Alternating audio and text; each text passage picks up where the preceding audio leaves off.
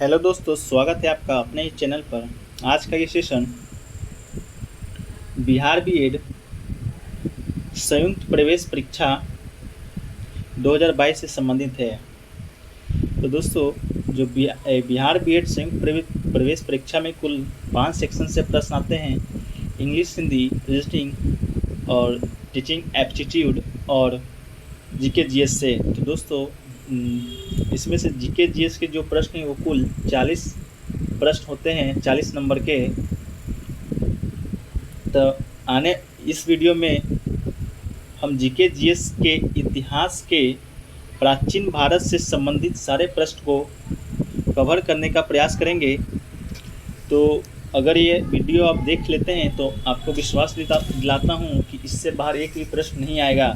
तो अगर आप चैनल पर नए हैं तो चैनल को सब्सक्राइब कर लीजिए एवं बेल बटन को ऑन कर दीजिए ताकि आने वाली मध्यकालीन, आधुनिक इत्यादि की वीडियो सबसे पहले आप तक पहुंच सके। तो चलिए शुरू करते हैं आज के सेशन बिना किसी देरी के। हमारा जो आज का सेशन है समान ज्ञान प्राचीन भारत के इतिहास से है। तो दोस्तों, समान विज्ञान प्राचीन भारत के इतिहास से आज का ये सेशन है। तो चलिए शुरू करते हैं। तो पहला है कि वह युग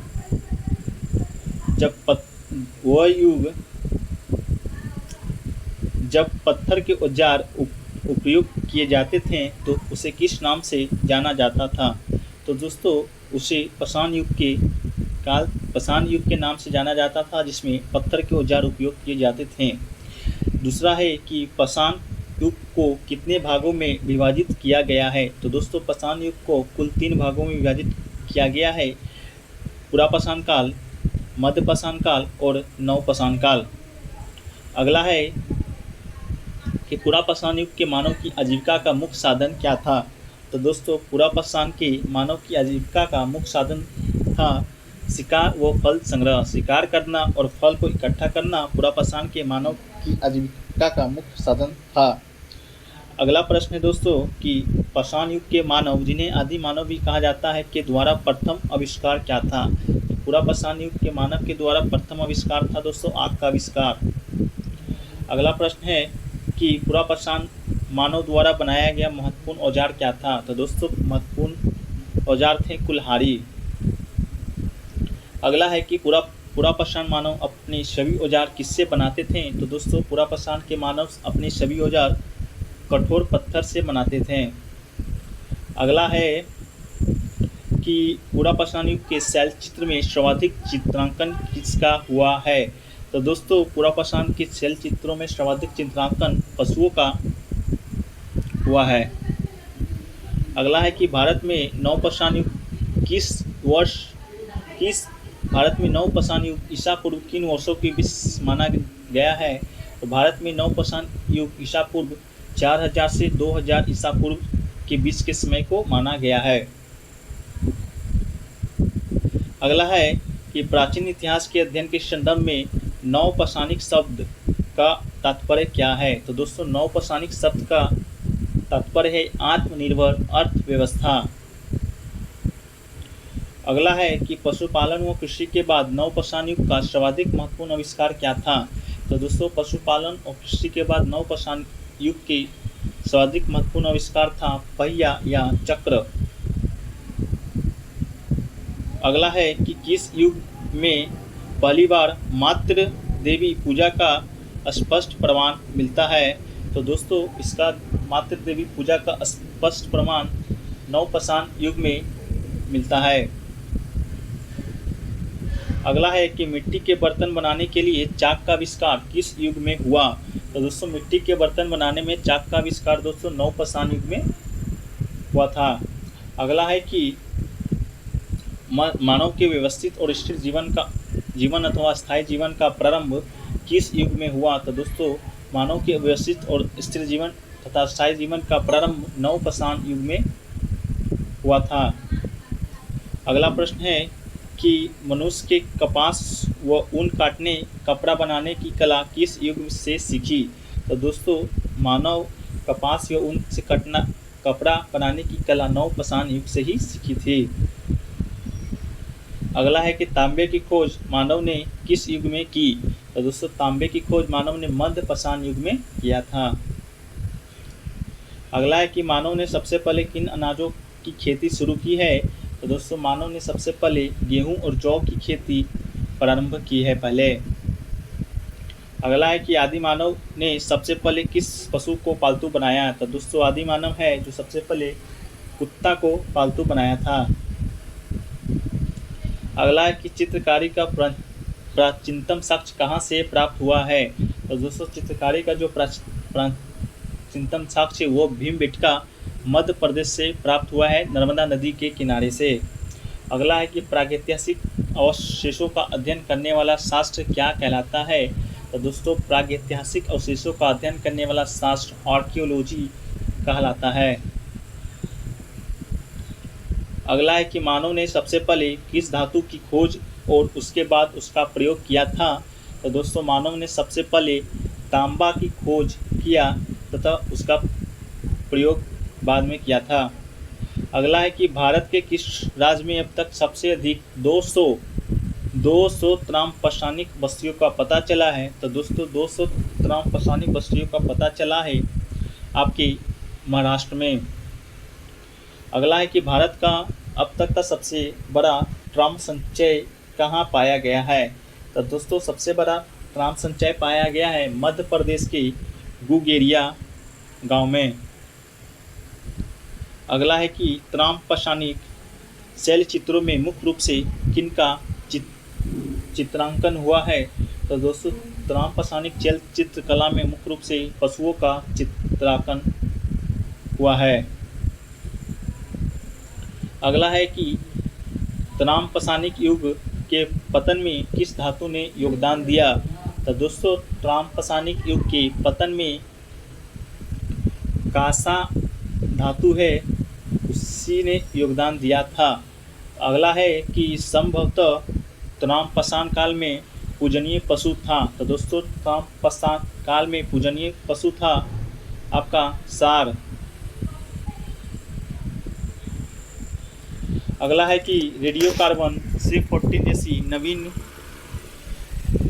विश्लेषण पद्धति के अनुसार सिंधु सभ्यता की श्रमण तिथि क्या निर्धारित की गई है? तो दोस्तों रेडियोकार्बन C14 जैसी नवीन विश्लेषण पद्धति के अनुसार सिंधु सभ्यता का श्रमण तिथि निर्धारण किया गया है 2350 से 1750 ईसा पूर्व। आपका अगला है हड़प्पा सभ्यता का सर्वप्रथम पता कब और किन के उत्खनन से हुआ था? तो दोस्तों हड़प्पा सभ्यता का सर्वप्रथम पता 1922-21 ईस्वी में चला था। इनके उत्खननकर्ता थे दयाराम साहनी जो कि जॉन मार्शल की अध्यक्षता में इसका उत्खनन किए थे। अगला है कि हड़प्पा सभ्यता की पुरावशेष सर्वप्रथम कहाँ पाए गए थे? तो दोस्तों हड़प्पा सभ्यता का जो पुरावशेष है सर्वप्रथम हड़प्पा में ही, हड़प्पा एक जगह है जो कि पाकिस्तान में पड़ता है, वहीं पाया गया है। अगला है कि हड़प्पा सभ्यता के नगर व कस्बे किस आकार के विशाल खंडों में विभाजित थे? तो दोस्तों हड़प्पा सभ्यता के नगर व कस्बे का जो आकार है वो है आयताकार। अगला है कि हड़प्पा सभ्यता का दूसरा प्रमुख पुरास्थल कौन है? तो दोस्तों हड़प्पा सभ्यता का दूसरा जो प्रमुख पुरास्थल है वो है मोहनजोदड़ो। तो पहला है हड़प्पा सभ्यता का प्रमुख स्थल जो हड़प्पा है, वहीं दूसरा का बात करें तो दूसरा है मोहनजोदारो जो दोनों पाकिस्तान में ही पड़ता है। हड़प्पा सभ्यता का सबसे पश्चिम में स्थित पुरास्थल कौन सा है? तो दोस्तों हड़प्पा सभ्यता का सबसे पश्चिम में पुरास्थल है सुतका गेंडोर जो कि पाकिस्तान में ही पड़ता है। अगला है सुतका गेंडोर किस नदी के किनारे स्थित है? तो दोस्तों सुतका गेंडोर है जो कि दास नदी के किनारे पड़ता है। अगला है कि हड़प्पा सभ्यता किस प्रकार की सभ्यता थी? तो दोस्तों हड़प्पा सभ्यता है जो वो थी शहरी और व्यापारिक सभ्यता। अगला है कि हड़प्पा सभ्यता का सर्वाधिक महत्वपूर्ण गुण क्या था? तो दोस्तों हड़प्पा सभ्यता का सर्वाधिक महत्वपूर्ण गुण था नगर योजना। अगला है कि किस हड़प्पा पुरास्थल से नक्शीदार कच्ची ईंटों द्वारा निर्मित भवनों का साक्ष्य मिला है? तो दोस्तों इसका जो सही आंसर है वो है आपका कालीबंगा, जो कि भारत में हरियाणा राज्य में पड़ता है। आपका अगला है हड़प्पा सभ्यता का एकमात्र पुरास्थल जहाँ के मकानों के दरवाजे और खिड़कियाँ मुख्य सड़क की ओर खुलती है। तो इसका जो सही आंसर है वो है आपका लोथल, जो कि गुजरात भोगवा नदी के किनारे है। अगला है कि किस हड़प्पा पुरास्थल से विशाल सार्वजनिक स्नानागार मिला है? तो इसका जो सही आंसर है वो है दोस्तों आपका मोहनजोदारो। अगला है कि स्तंभतः हड़प्पा सभ्यता की सबसे बड़ी इमारत कौन सी थी? इसका साक्ष्य किस हड़प्पा पुरास्थल से प्राप्त हुआ है? तो इसका जो सही आंसर है दोस्तों वो है अन्नागार, जो कि मोहनजोदारो से प्राप्त हुआ है। यही हड़प्पा सभ्यता की सबसे विशाल इमारत थी। अगला है कि किस हड़प्पा पुरास्थल से एक उन्नत जल प्रबंधन प्रणाली के विकसित होने का प्रमाण मिला है? तो इसका जो सही आंसर है दोस्तों वो है आपका धौलावीरा। अगला है कि हड़प्पा सभ्यता के अब तक ज्ञात सभी नगरों में किस सर्वाधिक समृद्ध सुव्यवस्थित और खूबसूरत नगर माना गया है? तो इसका जो सही आंसर दोस्तों वो है आपका धौलावीरा, जो कि गुजरात में ही पड़ता है। हड़प्पा वासियों का मुख्य पेशा क्या था? दोस्तों मुख्य पेशा की बात हुई तो हड़प्पा वासियों का मुख्य पेशा था शिल्पकारी। अगला है कि किन हड़प्पा पुरास्थल से मनके बनाने के कारखाने का साक्ष्य मिला है? तो दोस्तों मनके बनाने का जो साक्ष्य मिला है वो है आपका लोथल और चौनुद्रो दोनों से प्राप्त हुआ है। अगला है कि किस हड़प्पा पुरास्थल से गोदी डॉक वार्ड का प्रमाण मिला है? दोस्तों यह बात हो रही है गोदी मतलब बंदरगाह की। तो हड़प्पा सभ्यता का पुरास्थल दोगी का प्रमाण आपका लोथल भोगवा नदी के किनारे गुजरात से प्राप्त हुआ है। अगला है कि हड़प्पा में मापतोल की कौन सी प्रणाली प्रचलित थी? तो दोस्तों हड़प्पा सभ्यता में मापतोल की दशमलव प्रणाली है जो कि प्रचलित थी। अगला है कि हड़प्पा काल में माप की इकाई किस अनुपात में थी? तो दोस्तों हड़प्पा काल में माप की इकाई 2 व 16 थी। अगला है कि हड़प्पा वासियों ने सबसे पहले किस फसल की खेती की? तो दोस्तों हड़प्पा वासियों ने सबसे पहले कपास की खेती प्रारंभ किया था। अगला है कि हड़प्पा वासियों का मुख्य अनाज क्या था? तो दोस्तों हड़प्पा वासियों का मुख्य अनाज था गेहूँ और जौ। अगला है कि किन हड़प्पा पुरास्थल से विशेष प्रकार के गेहूँ और जौ दोनों के अवशेष मिले हैं? तो दोस्तों इसका जो सही आंसर है वो है हड़प्पा व मोहनजोदारो दोनों से गेहूँ और जौ के दोनों अवशेष प्राप्त हुए हैं। अगला है कि किन हड़प्पा पुरास्थल से धान की खेती का साक्ष्य मिला है? तो दोस्तों धान की खेती का साक्ष्य आपका लोथल और रंगपुर दोनों से मिला है। अगला है कि किस हड़प्पा से जौ तिल व सरसों के सर्वाधिक साक्ष्य मिले हैं? तो दोस्तों इसका जो सही आंसर है वो है आपका बनावली। अगला है दोस्तों कि सबसे पहले किस हड़प्पा स्थल से जुते हुए खेत का साक्ष्य प्राप्त हुआ था? तो इसका जो सही आंसर दोस्तों वो है आपका जुते हुए खेत का साक्ष्य हमें कालीबंगा से प्राप्त हुआ है, जो कि भारत में पड़ता है। अगला है दोस्तों कि हड़प्पा पुरास्थल की खुदाई से प्राप्त कलाकृतियों में कौन सी चीज़ सर्वोत्तम है? तो इसका जो सही आंसर दोस्तों वो है आपका मुहर। अगला है दोस्तों कि कांसे की बनी नर्तकी की छोटी मूर्ति किस हड़प्पा पुरास्थल से प्राप्त हुई है? तो इसका जो सही आंसर दोस्तों वो है आपका मोहनजोदड़ो। अगला है दोस्तों कि हड़प्पा कालीन स्थलों से प्राप्त मिट्टी की मूर्तियाँ अधिकांशतः किनकी है? तो दोस्तों हड़प्पा काल से जो मिट्टी की मूर्ति प्राप्त हुई है वो अधिकांशतः नारी की है। अगला है दोस्तों कि हड़प्पा सभ्यता की लिपि के विषय में जानकारी किनसे मिलती है? तो दोस्तों हड़प्पा सभ्यता की लिपि के बारे में जानकारी हमें मोहरों से प्राप्त होती है। अगला है दोस्तों कि हड़प्पा वासियों की प्रमुख लिपि कौन सी थी? तो हड़प्पा वासियों की प्रमुख लिपि थी दोस्तों भाव चित्रात्मक। अगला है दोस्तों कि हड़प्पा या सिंधु लिपि सर्वप्रथम कब प्रकाश में आया? तो दोस्तों हड़प्पा या सिंधु लिपि सर्वप्रथम 1853 ईस्वी में प्रकाश में आया था। अगला है कि संपूर्ण सिंधु लिपि कब प्रकाश में आया? तो दोस्तों संपूर्ण सिंधु लिपि की बात है क्या जाए तो वो प्रकाश में आया था 1923 ईस्वी में। अगला है दोस्तों कि सिंधु लिपि किस ओर लिखी जाती है? तो दोस्तों सिंधु लिपि दाईं से बाईं फिर बाईं से दाईं लिखी जाती है। आपका अगला है कि हड़प्पा सभ्यता में किसकी उपासना सर्वाधिक प्रचलित थी? तो दोस्तों हड़प्पा सभ्यता में माँ त्रिदेवी की उपासना जो थी वो सर्वाधिक प्रचलित थी। अगला है कि किन हड़प्पा पूरा स्थल से यज्ञ हवन कुंड व अग्निकुंड वेदियाँ प्राप्त हुई है? तो दोस्तों इसका जो सही आंसर दोस्तों वह है आपका हड़प्पा लोथल और कालीबंगा से। अगला है दोस्तों कि किस हड़प्पा कालीन पुरास्थल से प्राप्त एक मुद्रा में विश्व शिव के आध रूप या पशुपत रूप को चित्रित किया गया है? तो इसका जो सही आंसर दोस्तों वो है आपका मोहनजोदारो। अगला है दोस्तों कि हड़प्पा वासियों का पवित्रम वृक्ष कौन सा था? तो दोस्तों हड़प्पा वासियों का पवित्रम वृक्ष था आपका पीपल। अगला है दोस्तों कि हड़प्पा वासी किस पशु को सर्वाधिक पवित्र मानते थे? तो दोस्तों हड़प्पा वासी सर्वाधिक पवित्र मानते थे दोस्तों कुंवर वाले सांड को। अगला है दोस्तों कि हड़प्पा किस हड़प्पा स्थल से पुजारी की पत्थर की मूर्ति प्राप्त हुई है? तो दोस्तों हड़प्पा स्थल से पुजारी की पत्थर की मूर्ति प्राप्त हुई है दोस्तों आपका हड़प्पा से। अगला है दोस्तों कि हड़प्पा समाज किस प्रकार का था? तो दोस्तों हड़प्पा समाज था वो था मातृ सत्तात्मक। अगला है दोस्तों कि भारतीय प्रागैतिहासिक पुरातत्व का जनक किसे कहा जाता है? तो दोस्तों भारतीय प्रागैतिहासिक पुरातत्व का जनक अलेक्जेंडर कनिंघम को कहा जाता है। अगला है दोस्तों कि भारत में स्वतंत्रता के बाद सर्वप्रथम किस हड़प्पा पुरास्थल की खुदाई की गई थी? तो दोस्तों भारत में सर्वप्रथम हड़प्पा स्वतंत्रता के बाद किस हड़प्पा, तो उसका सही आंसर दोस्तों रोपर। अगला है दोस्तों कि स्वतंत्रता प्राप्ति के बाद हड़प्पा सभ्यता के सर्वाधिक स्थल भारत के किस राज्य में खोजे गए हैं? तो स्वतंत्रता प्राप्ति के बाद की बात करें दोस्तों तो भारत के गुजरात राज्य में सर्वाधिक स्थल खोजे गए हैं। अगला है दोस्तों कि भारत में स्थित सबसे बड़ा हड़प्पा पुरा स्थल कौन सा है? तो दोस्तों भारत में स्थित सबसे बड़ा हड़प्पा स्थल है धौलावीरा। अगला है दोस्तों कि किस हड़प्पा पुरा स्थल को मृतकों या मुद्रों का टीला या सिंध का नकली स्थान की उपनाम से जाना जाता है? तो आपका हो जाएगा दोस्तों मोहनजोदारो। अगला है दोस्तों कि हड़प्पा सभ्यता को किस युग की सभ्यता माना जाता है? तो इसका सही आंसर हो जाएगा दोस्तों उसका कांस्य युग। इसे कांस्य युग के नाम से भी जाना जाता है। अगला है दोस्तों कि किन हड़प्पा पुरा स्थल से घोड़े की हड्डियां प्राप्त हुई है? तो दोस्तों हड़प्पा की 3 स्थल लोथल, सुरकोटदा और कालीबंगा से घोड़े की हड्डियां प्राप्त हुई है। अगला है दोस्तों कि किस हड़प्पा पुरा स्थल को लघु हड़प्पा कहा जाता है? तो दोस्तों लघु हड़प्पा की संज्ञा लोथल को कहा जाता है।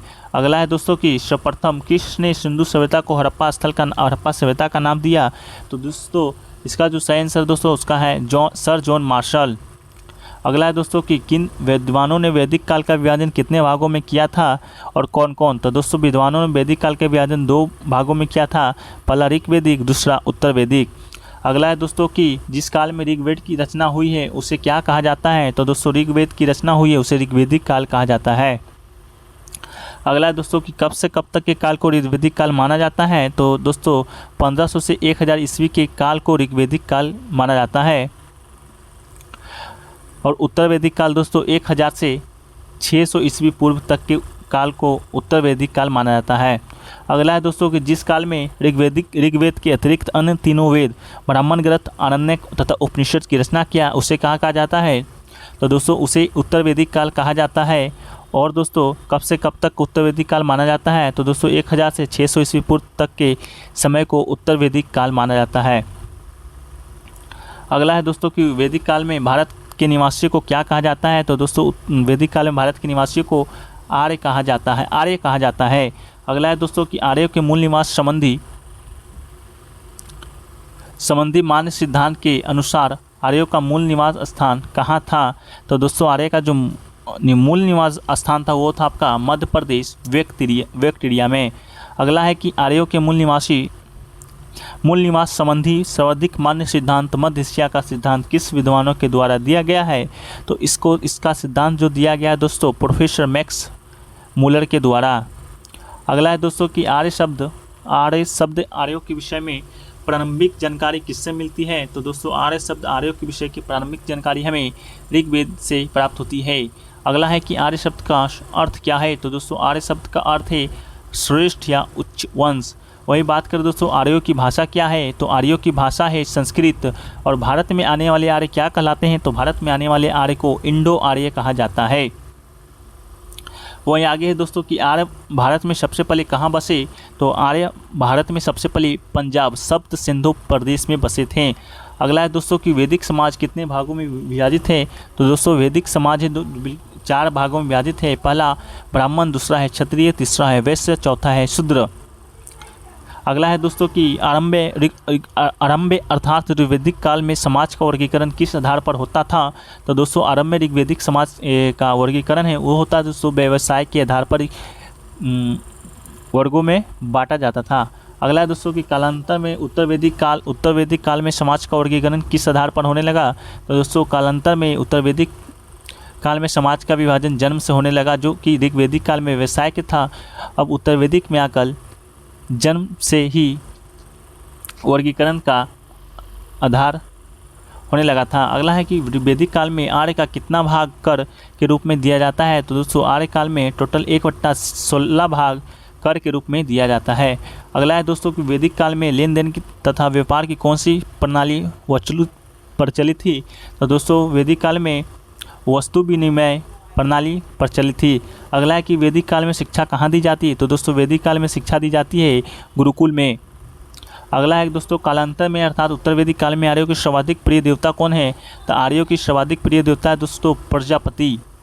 अगला है दोस्तों कि उत्तर वैदिक कालीन धार्मिक क्रियाओं में मुख्य कार्य क्या था। तो दोस्तों उत्तर वैदिक धार्मिक क्रियाओं में मुख्य कार्य था दोस्तों यज्ञ करना। ऋग्वेद में किस नदी को पवित्र माना गया है दोस्तों। तो ऋग्वेद में सबसे पवित्र नदी सरस्वती नदी को माना गया है। दोस्तों वहीं बात करें ऋग्वेदिक काल में सबसे ज़्यादा बार किस नदी का उल्लेख किया गया है। तो दोस्तों वो है आपका सिंधु। अगला है वैदिक काल में ऋण देकर ब्याज लेने वाले व्यक्ति को क्या कहा जाता है। दोस्तों वैदिक काल में ऋण देकर ब्याज लेने वाले व्यक्ति को वैक नॉट कहा जाता है, दोस्तों याद रखिएगा। अगला है वैदिक काल में राजनीतिक शक्ति बढ़ाने हेतु क्या किया जाने वाला यज्ञ कौन सा है। तो दोस्तों राजनीतिक शक्ति बढ़ाने हेतु किया जाने वाला यज्ञ को अश्वमेध यज्ञ कहा जाता है। अगला है दोस्तों कि वैदिक काल में शौर्य प्रदर्शन और मनोरंजनार्थ किया जाने वाला यज्ञ था। तो दोस्तों अभी देखिए राजनीतिक शक्ति बढ़ाने वाला यज्ञ को यश में कहा जाता है, वहीं पर शौर्य प्रदर्शन को दिखाने के लिए या मनोरंजन के लिए किया जाने वाला यज्ञ को वाजपेय यज्ञ कहा जाता है। अगला है दोस्तों कि 6ठी शताब्दी ईसा पूर्व में महाजनपद की संख्या कितनी थी। तो दोस्तों ये महाजनपद की संख्या कुल 16 थी। वहीं बात करें दोस्तों किस ग्रंथ में 16 महाजनपद का उल्लेख है। तो दोस्तों 16 महाजनपद का उल्लेख अंगुत्तर निकाय बौद्ध धर्म का एक किताब है, उसी में 16 महाजनपद का नाम का उल्लेख किया गया है। वहीं बात करें दोस्तों कि मगध का सबसे प्राचीन ज्ञात राजवंश क्या नाम था। तो दोस्तों मगध का सबसे प्राचीन राजवंश का ज्ञात नाम है उसको है बृहदत्त। अगला है दोस्तों कि मगध में सर्वप्रथम किसने स्वतंत्र राज्य की स्थापना की। तो दोस्तों मगध में सबसे पहले सर्वप्रथम बृहदत्त ने ही स्वतंत्र राज्य की स्थापना की थी। अगला है दोस्तों कि मध्य महाभारत कालीन में जरासंध किसका पुत्र था। तो दोस्तों जरासंध है जो कि बृहदत्त का पुत्र था। अगला है दोस्तों हर्यक वंश का संस्थापक कौन था। हर्यक वंश का संस्थापक दोस्तों बिंबिसार था। वहीं बात करें कि बिंबिसार मगध की गद्दी पर कब बैठा। तो दोस्तों मगध की गद्दी पर 545 ईसा पूर्व में बैठा था। वहीं बात करें दोस्तों कि बिंबिसार ने किस नगर को निर्माण कर उसे अपनी राजधानी बनाया था। तो दोस्तों बिंबिसार ने राजगिरी को निर्माण कर उसे अपनी राजधानी बनाया था। अगला है दोस्तों कि बिंबिसार की पहली और प्रधान पत्नी कौशला देवी किस कौशल नरेश की बहन थी। तो दोस्तों यह कौशला देवी प्रसेनजित की बहन थी। अगला है दोस्तों कि बिंबिसार किस धर्म का अनुयायी था। दोस्तों बिंबिसार वो बौद्ध धर्म का अनुयायी था। अगला है दोस्तों कि बिंबिसार के समकालीन राजवेद जिसे महात्मा बुद्ध की सेवा में भेजा गया था। तो दोस्तों वो था जीवक को महात्मा बुद्ध की सेवा में बिंबिसार के द्वारा भेजा गया था। अगला है दोस्तों बिंबिसार द्वारा मंदिर के जिस पांडु रोग पीलिया जॉन्डिस पीड़ित शासक की चिकित्सा के लिए अपने राजवेद जीवक को भेजा था, वो अवंती शासक कौन था। तो वो अवंती शासक था दोस्तों आपका प्रोदत्त। अगला है दोस्तों कि 493 ईसा पूर्व में बिंबिसार की हत्या कर मगध की गद्दी पर कौन बैठा। तो दोस्तों बिंबिसार की हत्या कर अपने मगध की गद्दी पर उसी का बेटा अजातशत्रु बैठा था। अगला कि अजातशत्रु का उपनाम क्या है। तो दोस्तों अजातशत्रु का उपनाम कुनिक था। अजातशत्रु किस धर्म का अनुयायी था। तो अजातशत्रु दोस्तों जैन धर्म का अनुयायी था। अगला है कि 461 पूर्व में अजातशत्रु की हत्या कर मगध की गद्दी पर कौन बैठा। तो दोस्तों अजातशत्रु पर मगध की गद्दी पर बैठा उसका पुत्र उदयन। बिंबिसार का हत्या किया उसका पुत्र अजातशत्रु का हत्या किया उसका पुत्र उदयन। जो जैसा करता है वैसा ही भरता है। अगला है कि अजातशत्रु के पुत्र उदयन ने अपनी राजधानी कहाँ स्थानांतरित की। तो दोस्तों अजातशत्रु का जो पुत्र उदयन था वो अपनी राजधानी राजगिरी से पाटलिपुत्र स्थानांतरित कर लिया था। अगला है कि उदयन किस धर्म का अनुयायी था। दोस्तों उदयन था जो जैन धर्म का अनुयायी था। और अजातशत्रु भी जैन धर्म का ही अनुयायी था। अगला है दोस्तों कि उदयन के शासनकाल की सर्वाधिक महत्वपूर्ण घटना क्या थी जिससे मगध उत्तर भारत का सबसे अधिक विशाल तथा शक्तिशाली समाज बन गया था? तो वो था दोस्तों आपका अवंती का मगध में विलय। अगला है दोस्तों कि उदयन का पुत्र जो उसका उत्तराधिकारी बना, तो दोस्तों उदयन का पुत्र नागदशक था जो कि उसका उत्तराधिकारी बना। अगला है दोस्तों कि 412 ईस्वी पूर्व में किसने हर्यक वंश के अंतिम शासक नागदशक को अपदस्थ कर मगध में शिशुनाग वंश की स्थापना की? तो शिशुनाग वंश की स्थापना दोस्तों वो किया था शिशुनाग, जो कि नागदशक का ही मंत्री था। अगला है दोस्तों कि शिशुनाग वंश का सर्वप्रथम शासक शिशुनाग ने अपनी राजधानी पाटलिपुत्र से कहाँ स्थानांतरित की? तो दोस्तों शिशुनाग वंश अपना राजधानी पाटलिपुत्र से वैशाली स्थानांतरित किया था। अगला है दोस्तों कि शिशुनाग का पुत्र उसका उत्तराधिकारी बना, तो शिशुनाग का पुत्र दोस्तों कालाशोक था जो कि उसका उत्तराधिकारी बना। अब दोस्तों बात है कालाशोक ने अपनी राजधानी वैशाली से पुनः कहाँ स्थापित की? तो दोस्तों वैशाली से पुनः वो पाटलिपुत्र अपनी राजधानी बना लिया था। अगला है कि शिशुनाग वंश का अंतिम शासक या अंतिम राजा कौन किसे माना जाता है? तो दोस्तों शिशुनाग का अंतिम राजा माना जाता है नंदीवर्धन को। अगला दोस्तों कि नंद वंश का संस्थापक कौन था? शिशुनाग वंश के पास मगध की गद्दी पर नंद वंश का स्थापना हुआ था, तो वही नंद वंश का संस्थापक किसे माना जाता है? माना जाता है दोस्तों महापद्मनंद को। अगला है दोस्तों कि महापद्मनंद द्वारा विजित प्रमुख राज कौन थे? तो वो थे दोस्तों आपका कुरु, पंचाल, मिथिला, कलिंग। कुरु, पंचाल, मिथिला और कलिंग। अगला है दोस्तों कि नंद वंश का अंतिम शासक कौन है? तो नंद वंश का अंतिम शासक है दोस्तों घनानंद। अगला प्रश्न दोस्तों कि घनानंद के शासनकाल में किस यूनानी शासक का मगध पर आक्रमण हुआ था? तो दोस्तों घनानंद के शासन किस यूनानी शासक का आक्रमण हुआ था? तो दोस्तों सिकंदर का आक्रमण घनानंद के शासनकाल में ही हुआ था।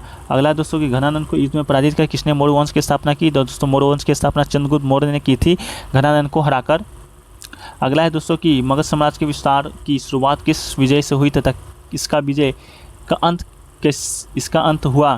तो दोस्तों मगध साम्राज्य का विस्तार की शुरुआत हुई थी दोस्तों अंक से, और इसका जो अंत हुआ वो कलिंग विजय के साथ इसका अंत हुआ, और इसका शुरुआत हुआ था दोस्तों अंक से और कलिंग विजय के साथ इसका अंत हुआ।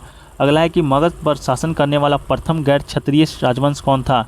तो वो था दोस्तों आपका शिशुनाग वंश। अगला है दोस्तों कि पाटलिपुत्र किन नदियों के संगम पर बसा था? तो दोस्तों पाटलिपुत्र सोन और गंगा के नदियों के संगम पर बसा था।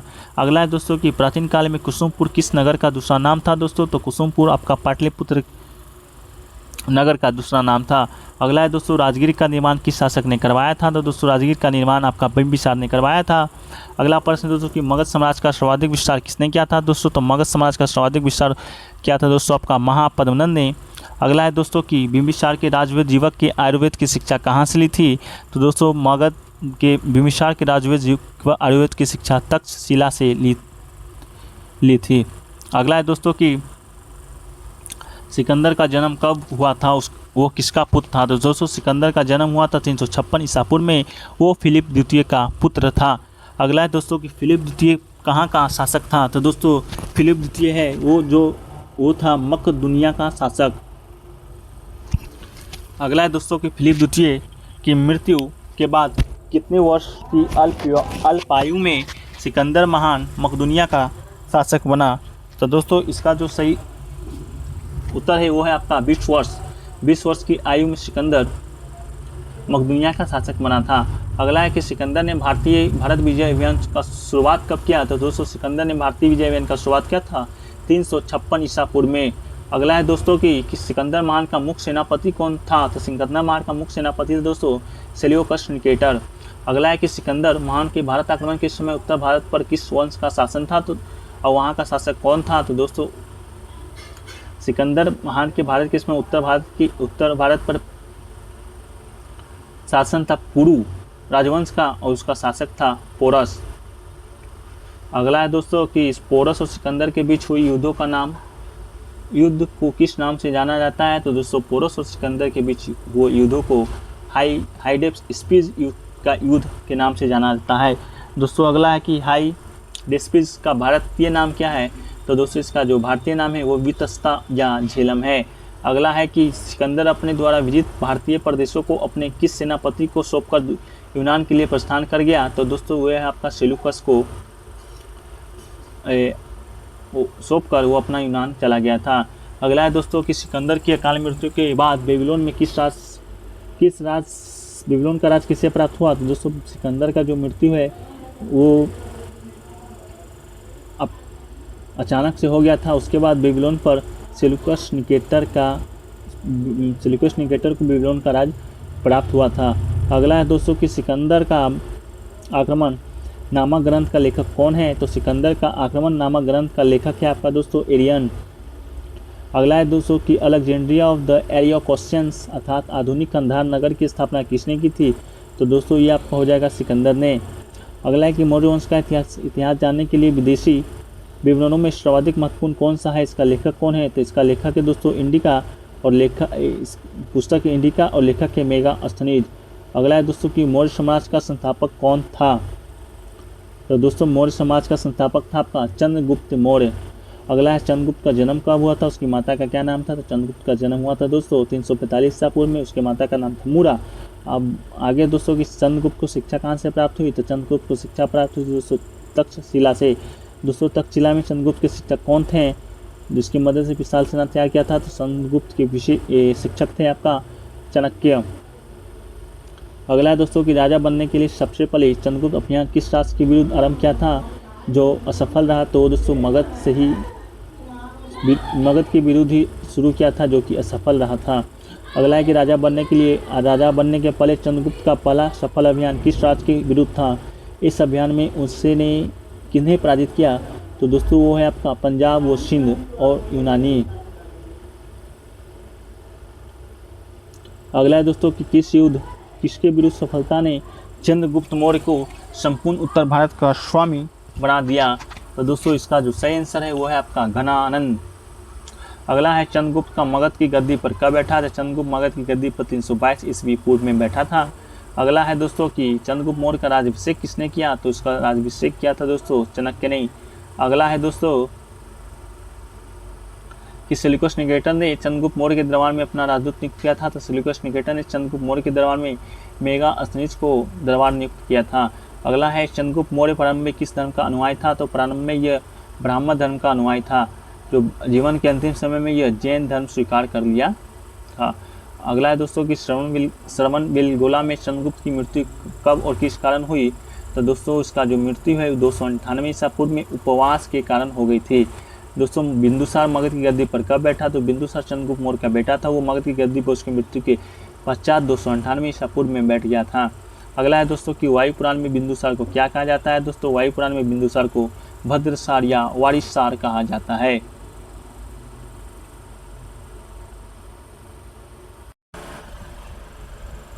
अगला है दोस्तों यूनानी ग्रंथ के अनुसार बिंदुसार ने कौन सी उपाधि धारण की। तो दोस्तों यूनानी ग्रंथ के अनुसार बिंदुसार ने अमित्र घाट की उपाधि धारण किए थे। अगला है अमित्र घाट शब्द का अर्थ क्या है। तो अमित्र घाट शब्द का अर्थ है आपका शत्रु विनाशक, जो शत्रु का विनाश करता है उसे अमित्र घाट कहा जाता है। ये बिंदुसार की उपाधि थी। अगला है दोस्तों कि जैन ग्रंथ बिंदुसार को क्या कहते हैं। तो जैन ग्रंथ बिंदुसार को दोस्तों कहते हैं सिंह सेन। अगला है दोस्तों कि बिंदुसार के राजदरबार में आने वाले मिस्र के सम्राट टॉलमी द्वितीय फिलाडेल्फस का राजदूत कौन था। तो इसका जो राजदूत था दोस्तों वो था आपका डायोनियस। अगला है दोस्तों कि बिंदुसार के दरबार में आने वाले सीरिया के सम्राट एंटियोकस प्रथम का राजदूत था। तो उसका राजदूत था दोस्तों डायमेकस। अगला है दोस्तों कि बिंदुसार ने सीरिया के सम्राट के दूत के माध्यम से किन 3 चीज़ों की मांग की थी। तो दोस्तों बिंदुसार ने सीरिया के सम्राट के दूत के माध्यम से मिट्टी, मदिरा, सूखी अंजीर और दार्शनिक की मांग की थी। तो दोस्तों अगला है बिंदुसार प्रारंभ में किस धर्म का अनुयायी था, बाद में उसने किस धर्म को स्वीकार किया। दोस्तों तो बिंदुसार पहले ब्राह्मण धर्म का अनुयायी था, जो बाद में बौद्ध धर्म स्वीकार कर लिया था। अगला है कि बिंदुसार बौद्ध धर्म के किस संप्रदाय का अनुयायी था। तो दोस्तों बिंदुसार ही जो बौद्ध धर्म के आजीवक संप्रदाय का अनुयायी था। अगला है कि बिंदुसार का उत्तराधिकारी कौन हुआ। तो दोस्तों बिंदुसार का उत्तराधिकारी अशोक है। अगला है दोस्तों कि बिंदुसार के मृत्यु के समय अशोक कहाँ का उपराजा था। तो दोस्तों बिंदुसार के मृत्यु के समय अशोक अवंती या उज्जैन का राजा था। अगला है दोस्तों कि अशोक मगध की गद्दी पर कब बैठा। तो दोस्तों अशोक मगध की गद्दी पर 269 ईस्वी में बैठा था। अगला है दोस्तों कि मौर्य साम्राज्य की गद्दी संभालने के बाद अशोक ने कौन सी उपाधि धारण की थी। तो दोस्तों मौर्य साम्राज्य की गद्दी संभालने के बाद अशोक ने देवना प्रिय, देवताओं का प्रिय की उपाधि धारण की थी। अगला है दोस्तों कि पुराणों में अशोक को क्या कहा गया है। तो दोस्तों पुराणों में अशोक को अशोकावर्धन कहा गया है। अगला है दोस्तों कि सिहली ग्रंथ द्वीपवंश में अशोक को क्या कहा गया है। तो दोस्तों सिहली ग्रंथ द्वीपवंश में अशोक को प्रियदर्शी कहा गया है। अगला है दोस्तों कि अशोक के किन शिलालेखों में उनका नाम स्पष्ट रूप से अशोक मिलता है। तो दोस्तों मास्की व गुर्जरा अभिलेख में अशोक का नाम अशोक स्पष्ट रूप से मिलता है। अगला है दोस्तों कि अपने शिलालेख के अतिरिक्त किस गैर मौर्यकालीन अभिलेख में भी अशोक का नाम अशोक मिलता है। तो दोस्तों अपने लघु शिलालेख के अतिरिक्त रुद्रा दामन प्रथम का जूनागढ़ अभिलेख में अशोक का नाम अशोक मिलता है। अगला है दोस्तों कि अशोक के समय जनसाधारण की भाषा क्या थी। तो उसके समय जनसाधारण की भाषा थी दोस्तों पाली। अगला है दोस्तों कि अशोक ने किस लिपि को राष्ट्रीय लिपि के रूप में अपनाया। तो दोस्तों अशोक ने ब्राह्मी लिपि को राष्ट्रीय लिपि के रूप में अपनाया था। अगला है दोस्तों कि भारतीय इतिहास का प्रसिद्ध कलिंग युद्ध कब हुआ। यह युद्ध अशोक के राज्याभिषेक के किस वर्ष में हुआ था दोस्तों। तो इसका जो सही आंसर दोस्तों वो है आपका 261 ईसा पूर्व, जो अशोक के राज्याभिषेक के 8वें वर्ष में हुआ था। अगला है दोस्तों कलिंग युद्ध के बाद अशोक ने ब्राह्मण धर्म त्याग कर किस धर्म को अपनाया। तो दोस्तों अशोक कलिंग युद्ध के बाद अशोक ने ब्राह्मण धर्म को त्याग दिया, उसके बाद बौद्ध धर्म को स्वीकार किया था। अगला है दोस्तों कि किस बौद्ध भिक्षु ने अशोक को बौद्ध धर्म की दीक्षा दी, वो कहाँ का रहने वाला था। तो दोस्तों बौद्ध भिक्षु उपगुप्त ने अशोक को बौद्ध धर्म की शिक्षा दी थी, वो मथुरा का रहने वाला था। अगला है दोस्तों कि अशोक ने बौद्ध धर्म ग्रहण करने के बाद सर्वप्रथम कहाँ की यात्रा की। तो दोस्तों बौद्ध धर्म सर्वप्रथम मतलब जब ग्रहण किया था उसके बाद वो सर्वप्रथम बोध गया की यात्रा किया था। अगला है दोस्तों कि अशोक के शासनकाल में कौन सी बौद्ध संगीति का आयोजन किया गया था और कहाँ। तो दोस्तों अशोक के शासनकाल में तीसरी बौद्ध संगीति का आयोजन किया गया था, वो भी पाटलिपुत्र में। अगला है दोस्तों कि अशोक ने बौद्ध धर्म के प्रसार के लिए अपने पुत्र महेंद्र और पुत्री संघमित्रा को कहाँ भेजा था। तो दोस्तों वो भेजा था आपका भारत का पड़ोसी श्रीलंका राज्य में। अगला है दोस्तों कि अशोक के बाद बौद्ध धर्म के पतन का सबसे प्रमुख कारण क्या था। तो दोस्तों भिक्षुओं का अनैतिक आचरण बौद्ध धर्म के पतन का प्रमुख कारण था। दोस्तों अशोक की मृत्यु कब हुई। तो दोस्तों अशोक का मृत्यु 232 ईस्वी पूर्व में हुआ था। अगला है दोस्तों कि अंतिम मौर्य शासक कौन था। तो दोस्तों अंतिम मौर्य शासक था आपका बृहदत्त। अगला है कि दोस्तों अशोक के शिलालेख को क्या कहा गया है। तो दोस्तों अशोक के शिलालेख को राज्य देश या शासनादेश कहा गया है। अगला है दोस्तों कि अशोक के शिला अभिलेख को कितने भागों में बांटा गया और कौन कौन था। दोस्तों अशोक के शिलालेख को अभिलेख को मतलब 3 भागों में बांटा गया है। पहला है आपका शिलालेख, दूसरा है स्तंभलेख, तीसरा है गुहालेख। अगला है दोस्तों कि अशोक के बृहत शिलालेखों की कुल संख्या कितनी है और वो कितनी अलग अलग स्थानों से प्राप्त हुई है। तो दोस्तों इसका जो सही आंसर है वो दोस्तों अशोक के बृहत शिलालेख की संख्या कुल 14 है और ये 8 अलग अलग स्थानों से प्राप्त हुआ है। अगला है दोस्तों कि अशोक के अधिकांश शिलालेखों व स्तंभलेख की भाषा व लिपि है। तो दोस्तों इस शिलालेख का स्तंभलेख की भाषा है प्राकृति और उसका लिपि है ब्राह्मी। अगला है दोस्तों कि किस शिलालेख से ज्ञात होता है कि अशोक ने राज्याभिषेक के 10वें वर्ष में बोध गया की यात्रा की। तो दोस्तों ये आपके अशोक के 8वें शिलालेख से प्राप्त होता है कि वो 10वें वर्ष में बोध गया की यात्रा की थी। अगला है कि अशोक का सर्वाधिक महत्वपूर्ण शिलालेख कौन सा है जो उसने कलिंग युद्ध का वर्णन है तथा इस युद्ध का वर्णन करने वाला एकमात्र अभिलेख है। तो वह है आपका दोस्तों अशोक का 13वां शिलालेख। अगला है कि दोस्तों अशोक के शिलालेख में सर्वप्रथम किस शिलालेख में किस शिला की खोज हुई थी तथा कब किसके द्वारा। तो इसका जो सही उत्तर है दोस्तों वो है आपका गिरिनार में प्राप्त हुई थी वो शिलालेख 1822 ईस्वी में कैप्टन लेटॉड के द्वारा। अगला है दोस्तों कि किस लघु शिलालेख में अशोक को अपने मगध का राजा कहा है। तो दोस्तों ब्रह्मबुद्ध शिलालेख में अशोक ने अपने आप को मगध का राजा कहा है। अगला है दोस्तों कि अशोक के गुहालेखों की संख्या कितनी है। तो दोस्तों अशोक के गुहालेख की टोटल संख्या है 3। अगला है दोस्तों कि अशोक के गुहालेख कहाँ की पहाड़ियों में स्थित है। तो दोस्तों अशोक का गुहालेख ब्रावर की पहाड़ी जो कि गया बिहार में पड़ता है वहाँ स्थित है। अगला है दोस्तों कि बिहार के किस जिले के ब्रावर की पहाड़ियों में स्थित अशोक द्वारा निर्मित गुफाओं का नाम क्या है। तो वो नाम है दोस्तों सुदामा, विश्व झोपड़ी और कर्ण चौपाल। अगला है दोस्तों कि चंद्रगुप्त मौर्य का प्रधानमंत्री कौन था। तो इसका प्रधानमंत्री था चाणक्य। अगला है कि मौर्य काल में शिक्षा का सबसे प्रधान केंद्र कौन सा नगर था। तो वो था आपका तक्षशिला।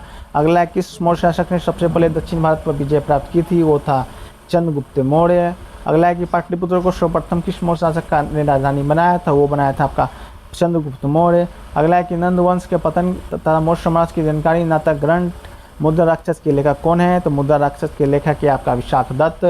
अगला है कि किस पुस्तक का विदेशी इतिहास में वही महत्व है जो भारतीय इतिहास का अर्थशास्त्र है, तो वह है आपका इंडिका मेगास्थनीज का। अगला है कि चाणक्य अर्थशास्त्र मूल रूप से किस भाषा में लिखा गया है, तो उसका जो अर्थशास्त्र है वो मूल भाषा में संस्कृत में लिखा गया है। अगला है दोस्तों कि भारत लिखने की कला नहीं जानते, वो किसका कथन है, तो दोस्तों ये कथन है आपका मेगास्थनीज का। अगला है कि भारत का मैकियावली किसे कहा जाता है, दोस्तों भारत का मैकियावली चाणक्य को कहा जाता है। अगला है कि उज्जैनी किस मौर्य शासक की राजधानी रही है, तो दोस्तों आपका अशोक की राजधानी रही है। अगला है कि अशोक ने अपने काल में तक्षशिला में विद्रोह को दबाने के लिए किसे भेजा था, तो दोस्तों वो अपने बेटे कुणाल को भेजा था। अगला है कि अशोक का एकमात्र अभिलेख जो ब्राह्मणों को रुष्टि दोनों लिपियों में पढ़ा जा सकता है अर्थात दुतरफा शैली में लिखा गया है, तो वो था आपका येरागुडी लघु शिलालेख। अगला है दोस्तों कि अशोक की माता का क्या नाम था, तो अशोक की माता का नाम था शुभ डांगरी। अगला है दोस्तों किसने भारतीय समाज को 7 वर्गों दार्शनिक, किसान, अहीर, कारीगर, सैनिक, निरीक्षक, सभासद में विभाजित किया है, तो वो दोस्तों था आपका मेगास्थनीज। अगला है दोस्तों कि मौर्य वंश के अंतिम शासक वीरदत्त की हत्या कब तथा किसने मगध में शुंग वंश की स्थापना की, तो मौर्य शासक के अंतिम राजा वीरदत्त की हत्या 1887 ईसा पूर्व में पुष्यमित्र शुंग के द्वारा किया गया था। अगला है दोस्तों शुंगों की पहली राजधानी कहाँ थी, तो वो थी आपका दोस्तों पाटलिपुत्र। अगला है दोस्तों शुंगों ने अपनी दूसरी राजधानी कहाँ स्थापित की, तो दूसरी राजधानी स्थापित की दोस्तों विदिशा मध्य प्रदेश।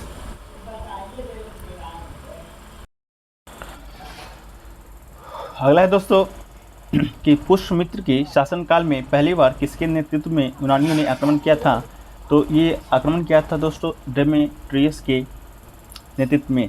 अगला है पुष्यमित्र शुंग के शासनकाल के अंतिम वर्षों में किसके नेतृत्व में यमन या यूनानियों द्वारा दूसरा आक्रमण किया था, तो वो क्या था, मिनांडर उर्फ मिलिंद। अगला है पुष्यमित्र शुंग द्वारा कराए गए यज्ञ में उसके पुरोहित कौन थे, तो उसके पुरोहित थे दोस्तों पतंजलि। अगला है पुष्यमित्र शुंग की मृत्यु कब हुई, तो पुष्यमित्र शुंग की मृत्यु हुई थी दोस्तों आपका 148 ईसा पूर्व में। अगला है पुष्यमित्र का उत्तराधिकारी कौन है, तो पुष्यमित्र का उत्तराधिकारी है आपका अग्निमित्र। अगला है शुंग वंश का 10वां और अंतिम राजा कौन था जिसे उसके अमात्य वासुदेव ने मार डाला था, तो वह था आपका देवभूति। अगला है किसे कर्ण वंश के अंतिम शासक सुशर्मा की हत्या कर सातवाहन वंश की स्थापना की थी, तो वो था आपका सिमुक। सातवाहन वंश की स्थापना सिमुक ने किया था, स से सातवाहन और स से सिमुक। अगला है पुष्यमित्र शुंग ने किस धर्म को राजधर्म घोषित किया, तो वो दोस्तों वैदिक धर्म को राजधर्म घोषित किया था। अगला है मगध में प्रथम ब्राह्मण राज्य स्थापित करने एवं ब्राह्मण धर्म के पुनरुद्धार का श्रेय किसे दिया जा सकता है, तो वो दिया जा सकता है दोस्तों आपका पुष्यमित्र शुंग को। अगला है कि शुंग काल में राजाओं ने किस भाषा को प्रोत्साहन दिया तथा उसे पाली के स्थान पर राजभाषा घोषित किया, तो दोस्तों वो घोषित किया था आपका संस्कृत को। अगला है कि शुंग काल में सर्वाधिक महत्वपूर्ण राजनीतिक और सांस्कृतिक केंद्र कौन सा नगर था, तो वो था आपका विदिशा। अगला है पुष्यमित्र शुंग के अभिन्न मित्र जिन्होंने मनुस्मृति की रचना की, तो वो था आपका मनु।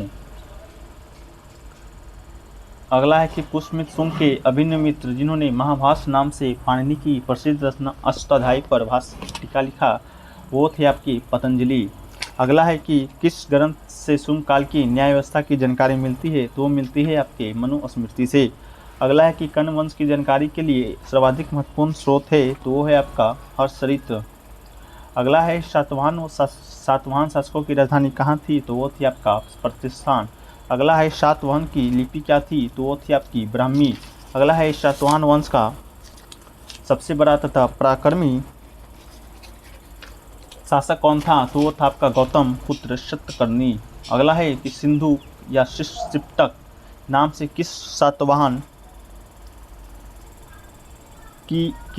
शासक को जाना गया, तो वो था आपका सिमुक को।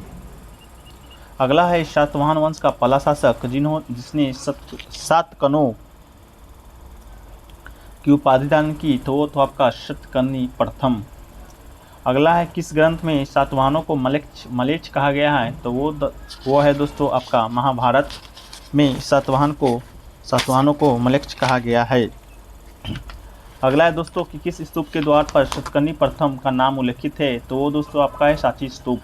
अगला है कि किस सिकंदर की मृत्यु के पश्चात बैक्टीरिया व पृथ्वी पर किसका अधिपत्य रहा, तो वह दोस्तों रहा आपका सेल्यूकस निकेटर का। अगला है किस यवन शासक ने अज्य की उपाधि धारण की, तो वो था आपका दोस्तों डेमेट्रियस। अगला है यूनानी प्रभाव से भारतीय मूर्तिकला के क्षेत्र में किस नवीन शैली का जन्म हुआ, तो वो था दोस्तों आपका गांधार शैली।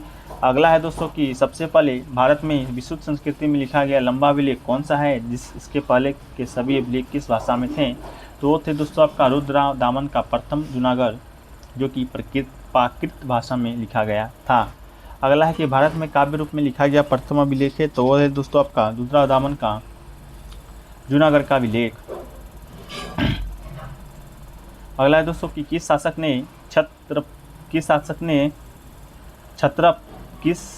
क्षत्रप ने वे किसी देखरेख में चंद्रगुप्त मौर्य द्वारा निर्मित सुदर्शन झील काठियावाड़ गुजरात में जो है उसका पुनर्निर्माण कराया था, तो वो था दोस्तों अपना रुद्रदामन प्रथम। और किसकी देखरेख में, तो सुविशाख की देखरेख में वो सुदर्शन झील जो कि काठियावाड़ गुजरात में है उसका निर्माण कराया था। अगला है कि शकों के बाद भारत में आने वाली जाति थी, तो वो थी आपका दोस्तों पहलव। अगला है पहलव को अन्य नाम से भी जाना जाता है, तो वो दोस्तों पार्थियाई या पर्थियन के नाम से जाना जाता है। अगला है कि पहलवों की इतिहास जानने का प्रमुख स्रोत क्या है, तो वह है दोस्तों आपका सिक्की और शिलालेख। अगला है कि पहलव कहाँ के मूल निवासी थे, तो वो दोस्तों आपका ईरान। अगला है दोस्तों कि भारत में प्राचीन समाज का अंत किस विदेशी शासक विदेशी जाति के आक्रमण से हुआ, तो वो था आपका कुषाण। अगला है दोस्तों कुषाण वंश का संस्थापक कौन था, तो वो था कुजुल कैडफाइसिस। अगला है कि कुजुल कैडफाइसिस की महत्वपूर्ण विजय थी, तो वो थी आपकी अफगानिस्तान। अगला है सिक्कों के आधार पर कुजुल को किस धर्म का अनुयायी माना गया है, तो वो माना गया आपका बौद्ध धर्म। अगला है कि कुजुल कैडफाइसिस का उत्तराधिकारी कौन बना, तो वो था भीम कैडफाइसिस। अगला है भीम कैडफाइसिस का उत्तराधिकारी कौन बना, तो उत्तराधिकारी बना कनिष्क प्रथम। अगला है कि कनिष्क प्रथम ने कब और किस नाम से नए संवत का प्रचलन किया, तो 78 ईस्वी में संघ संवत से नए संवत का प्रचलन किया था। कनिष्क प्रथम ने अपनी राजधानी कहाँ बनाई, तो वह पुरुषपुर पेशावर अपनी राजधानी बनाई थी। अगला है सम्राट कनिष्क प्रथम की प्रथम विजय थी, तो कश्मीर की विजय प्रथम विजय थी। अगला है कि सिक्कों या मुद्राओं के अनुसार कनिष्क प्रथम किस धर्म का अनुयायी था, वो था महायान बौद्ध धर्म का। अगला है कनिष्क को बौद्ध धर्म में किसने दीक्षित किया, तो वो था अश्वघोष ने। अगला है कनिष्क प्रथम का राजकवि कौन था, वो था आपका अश्वघोष। अगला है कि कनिष्क प्रथम के दरबार में रहने वाला महान विद्वान जिसने अपनी पुस्तक सापेक्षता का सिद्धांत प्रस्तुत किया था, वो था आपका नागार्जुन। अगला है नागार्जुन ने अपनी किस पुस्तक में सापेक्षता का सिद्धांत प्रस्तुत किया, तो वो था आपका माध्यमिक सूत्र। अगला है कनिष्क प्रथम के शासनकाल की सर्वाधिक महत्वपूर्ण घटना क्या थी, तो उसके काल में चतुर्थ बौद्ध संगीति का आयोजन हुआ था कश्मीर कुंडलवन में। अगला है कि कनिष्क प्रथम के शासनकाल में कला एवं संस्कृति के दो महान केंद्र था, तक्षशिला और मथुरा।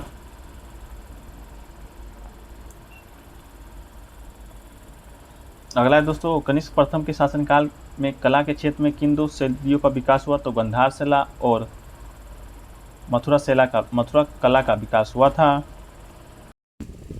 अगला है दोस्तों गांधार कला का मुख्य केंद्र कहाँ था, तो उसका मुख्य केंद्र था पेशावर। अगला है कि गांधार कला शैली का प्रधान विषय क्या है, तो उसका विषय है बुद्ध का जीवन चरित्र।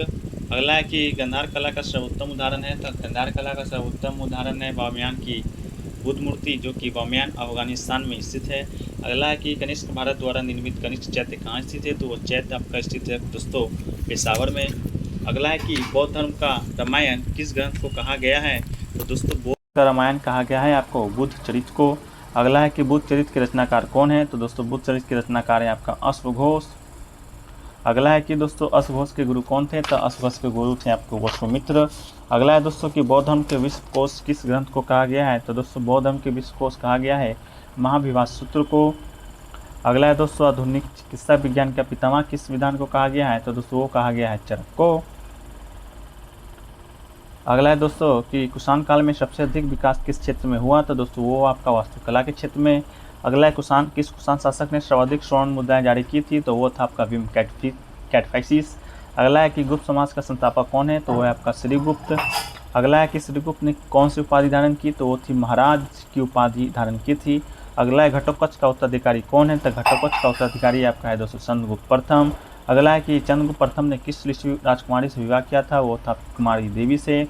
अगला है कि चंद्रगुप्त प्रथम ने कौन सी उपाधि धारण की, तो दोस्तों चंद्रगुप्त प्रथम ने महाराज धीराज की उपाधि धारण की थी। अगला है दोस्तों चंद्रगुप्त प्रथम ने गुप्त संवत चलाया था, तो दोस्तों गुप्त संवत चलाया था 319 ईस्वी में, और किस उपलक्ष्य में चलाया था, तो वो दोस्तों चलाया था अपने राजवरों की स्मृति में। अगला है दोस्तों कि चंद्रगुप्त प्रथम का उत्तराधिकारी कौन है, तो वह है दोस्तों समुद्रगुप्त। अगला है दोस्तों समुद्रगुप्त के पुत्र समुद्रगुप्त की माता का क्या नाम है, समुद्रगुप्त की माता का नाम है दोस्तों कुमार देवी। अगला है दोस्तों कि समुद्रगुप्त की पत्नी का क्या नाम था, तो समुद्रगुप्त की पत्नी का नाम है दोस्तों दत्ता देवी। अगला है दोस्तों किस लेख में समुद्रगुप्त के जीवन का व्यक्तित्व का विस्तृत विवरण है, तो वह है दोस्तों आपका प्रयाग प्रशस्ति। अगला है दोस्तों समुद्रगुप्त का दरबारी कवि कौन था जिसने प्रयाग या इलाहाबाद प्रशस्ति लेख उत्कीर्ण किया था, तो वो था दोस्तों हरिसेन। अगला है दोस्तों समुद्र द्वितीय ने कौन सी उपाधि धारण की, तो चंद्रगुप्त द्वितीय ने विक्रमादित्य की उपाधि धारण की थी। चंद्रगुप्त द्वितीय की पहली राजधानी कहाँ थी, उसकी पहली राजधानी थी पाटलिपुत्र। दूसरी राजधानी की बात करें तो वो था उज्जैनी। चंद्रगुप्त का प्रधान सेनापति था दोस्तों अमक्रा दर्व। अगला है दोस्तों समुद्रगुप्त का उत्तराधिकारी कौन है, तो उसका उत्तराधिकारी है कुमारगुप्त प्रथम। कुमारगुप्त प्रथम ने कौन सी उपाधि धारण की थी, तो दोस्तों धारण की थी महेंद्र द्वितीय की। कुमारगुप्त प्रथम किस देवता का उपासक था, तो दोस्तों वो था कार्तिकेय किया। कुमारगुप्त प्रथम का उत्तराधिकारी कौन है, तो दोस्तों वो है आपका स्कंदगुप्त।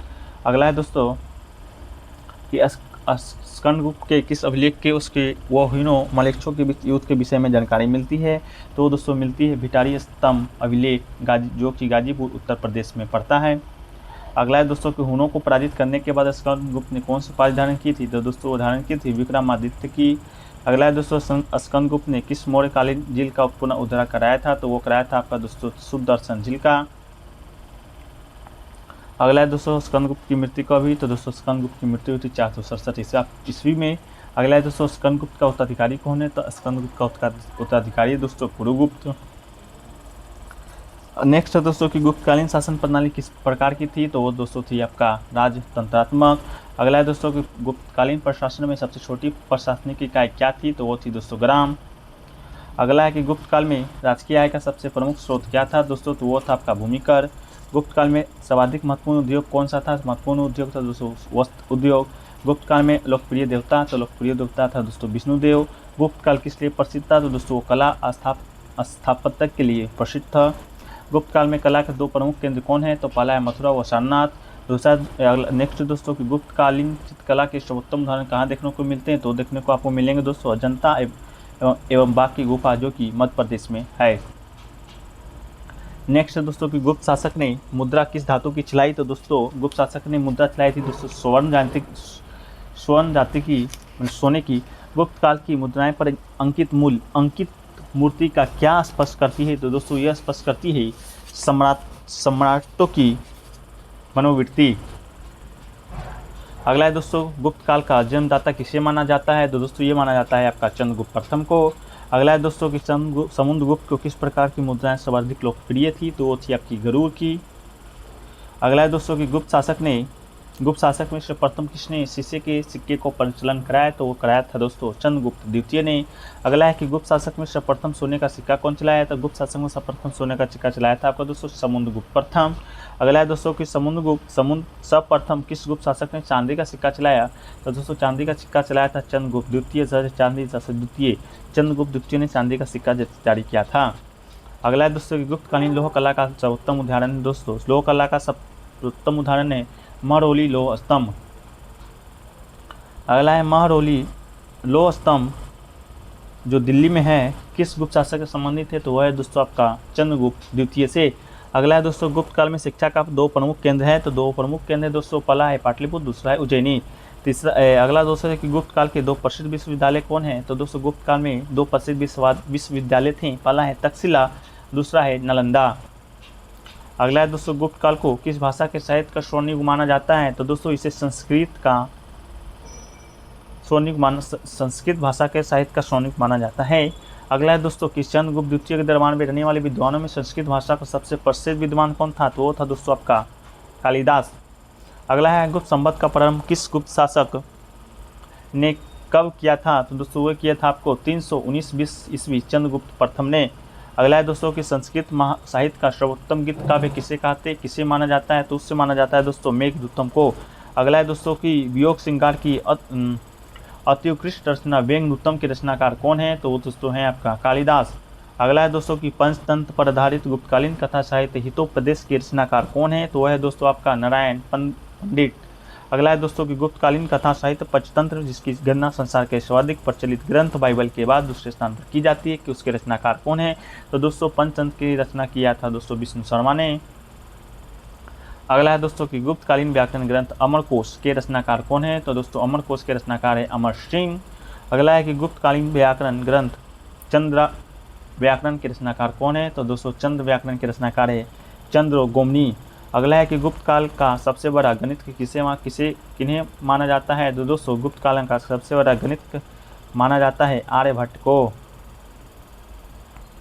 अगला है दोस्तों कि किस भारतीय गणितज्ञ ने सर्वप्रथम त्रिभुज का क्षेत्रफल निकालने का सूत्र दिया और त्रिकोणीय मिति की आधारशिला रखी? तो वो था दोस्तों आपका आर्यभट्ट।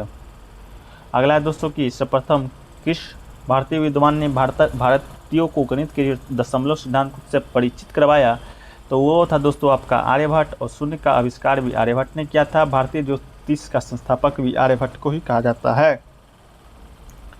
अगला है दोस्तों नवीनतम और निघंटु किस गुप्तकालीन विद्वान द्वारा रचित आयुर्वेद चिकित्सक ग्रंथ है? तो वह है दोस्तों आपका धन्वंतरी। अगला है दोस्तों कि किस गुप्त शासक ने कविराज के उपनाम से भी जाना जाता है? तो वो जाना जाता है दोस्तों आपका समुद्रगुप्त। अगला है दोस्तों कि किस गुप्त शासक को इतिहासकारों ने भारत का नेपोलियन कहा है? तो दोस्तों भारत का नेपोलियन समुद्रगुप्त को कहा जाता है।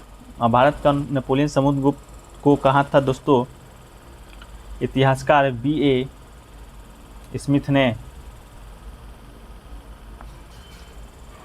अगला है दोस्तों कहाँ से गुप्तकालीन व्यापारिक निगमों के 274 मुहरें प्राप्त हुए? तो ये प्राप्त हुए दोस्तों वैशाली बिहार से। अगला है चंद्रगुप्त द्वितीय का प्रधान सेनापति जो कि एक प्रकांड से विद्वान था, वो था दोस्तों आपका वीरसेन।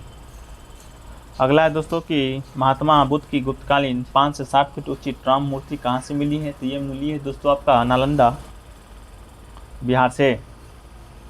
अगला है दोस्तों की नीति शतक, श्रृंगार शतक और वैराग्य शतक किस गुप्तकालीन कवि की रचनाएं हैं? तो ये रचनाएं दोस्तों भर्तृहरि की। अगला है दोस्तों कि गुप्त वंश का अंतिम प्रतापी राजा कौन था? तो वो था दोस्तों आपका स्कंदगुप्त। अगला है दोस्तों कि किस गुप्त शासक का शासनकाल स्वर्ण युग के नाम से जाना जाता है? तो वो जाना जाता है दोस्तों आपका चंद्रगुप्त द्वितीय के शासनकाल को। अगला है दोस्तों कि गुप्त शासकों में सर्वप्रथम किसने अश्वमेध यज्ञ किया था, अश्वमेधकर्ता की उपाधि धारण की थी? तो वो थी दोस्तों आपका समुद्रगुप्त। अगला है दोस्तों कि पुष्यभूति या वर्धन वंश की स्थापना किसने की है, कहाँ? तो दोस्तों पुष्यभूति या वर्धन वंश की स्थापना की थी पुष्यभूति ने। कहाँ पर? तो थानेश्वर में। अगला है दोस्तों कि हर्षवर्धन कब और कितने आयु में गद्दी पर बैठा था? तो दोस्तों हर्षवर्धन 606 ईस्वी में और 16 वर्ष की आयु में गद्दी पर बैठा था। 606 ईस्वी और 16 वर्ष की आयु में गद्दी पर बैठा था। अगला है दोस्तों कि हर्षवर्धन की पहली राजधानी कहाँ थी? तो दोस्तों हर्षवर्धन की पहली राजधानी थी दोस्तों आपका थानेश्वर। नेक्स्ट दोस्तों कि कनौज का संरक्षक बनने के बाद हर्षवर्धन ने अपनी पहली राजधानी कहाँ स्थापित की? तो दोस्तों यह स्थापित की थी आपका कन्नौज। अगला है कि हर्षवर्धन अपने समकालीन किस शक्तिशाली शासक से पराजित हुआ? तो दोस्तों ये आपका इसका सही आंसर हो जाएगा दोस्तों पुलकेशिन द्वितीय। अगला है दोस्तों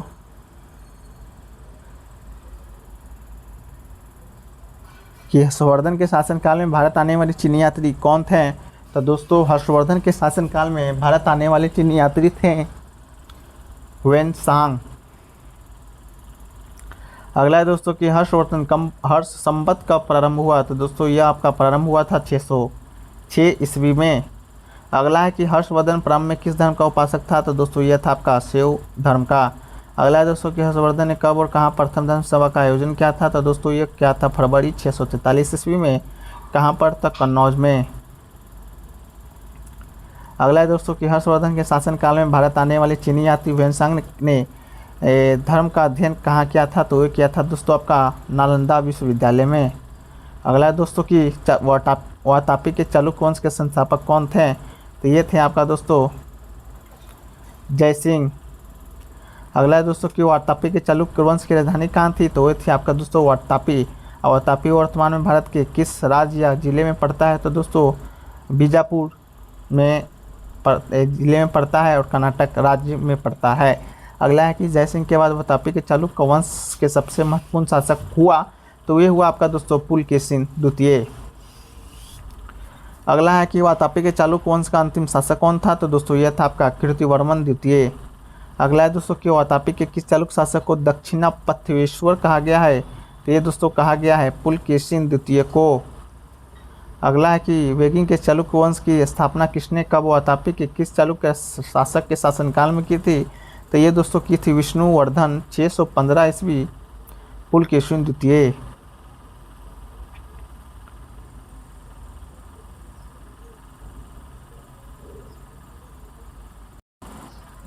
अगला है दोस्तों कि वेंगु के चालुक्य की राजधानी कहाँ थी, तो दोस्तों ये थी आपका वेंगु एल्लोर आंध्र प्रदेश में।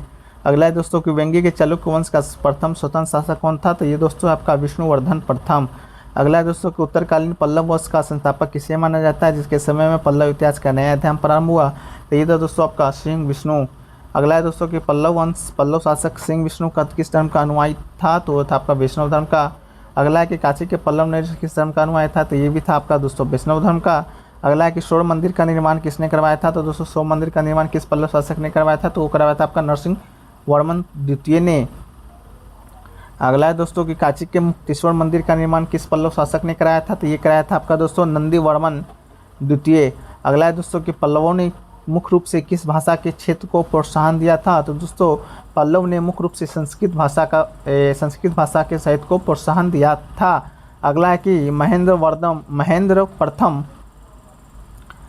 वर्मन प्रथम के संगीत गुरु कौन थे, तो वे थे आपका दोस्तों रुद्राचार्य।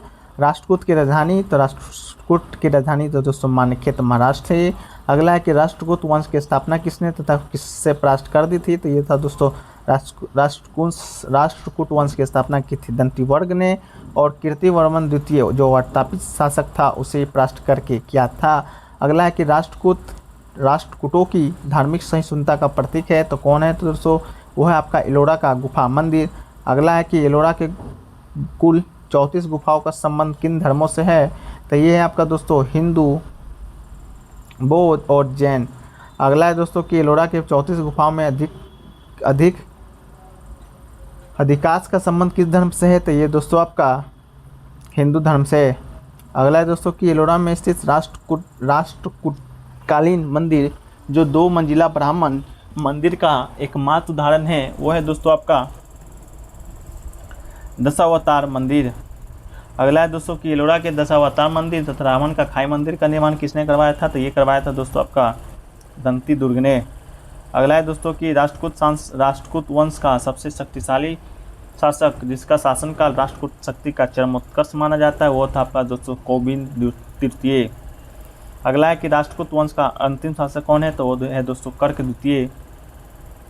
अगला है दोस्तों किसने अंतिम राष्ट्रकूट शासक कर्क द्वितीय को उपदेश कर कल्याणी के चालुक्य वंश की स्थापना की, तो यह दोस्तों आपका तैलक द्वितीय।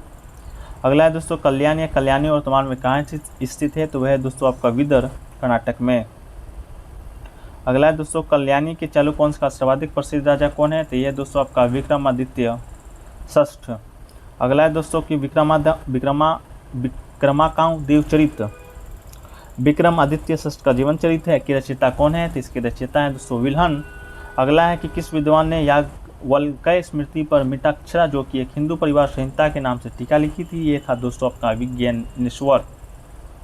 अगला है दोस्तों कि विल्हन एवं विज्ञानेश्वर किस चालुक्य शासक के दरबार में रहते थे, तो ये थे आपका दोस्तों विक्रमादित्य षष्ठ। अगला है दोस्तों कल्याणी के चालुक्य वंश का अंतिम शासक कौन था, तो ये था दोस्तों सोमेश्वर चतुर्थ।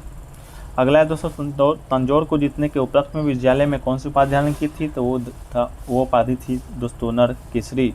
अगला है दोस्तों कि विद्यालय का उत्तराधिकारी जो चोलों का प्रथम स्वतंत्र शासक बना, तो वो था दोस्तों आदित्य प्रथम।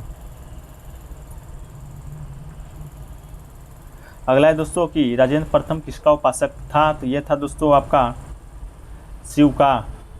अगला है दोस्तों कि राजेंद्र प्रथम का उत्तराधिकारी कौन है, तो ये था दोस्तों आपका राजधिराज प्रथम। अगला है दोस्तों कि एकमात्र चोल शासक जिसने अश्वमेध यज्ञ किया था, तो ये क्या था आपका दोस्तों राजधिराज प्रथम। अगला है दोस्तों कि महान चोल मंदिर कहाँ स्थित है, ये किस शैली में निर्मित है, इसका निर्माण किस चोल शासक ने किया। तो पहला है जो दोस्तों चोल मंदिर कहाँ स्थित है, तो ये है दोस्तों तंजावुर तमिलनाडु में। ये किस शैली में है, तो ये द्रविड़ शैली में है, और इसका निर्माण क्या था दोस्तों विजयालय ने। अगला है कि किस राजवंश के शासनकाल में द्रविड़ स्थापत्य कला में अपने विकास के चरमोत्कर्ष पर तक पहुंची, तो ये पहुंची दोस्तों चोल राजवंश के शासनकाल में। अगला है कि चोल मंदिर की मुख्य विशेषताएं क्या थी, तो इसकी मुख्य विशेषताएं दोस्तों विशाल शिखर।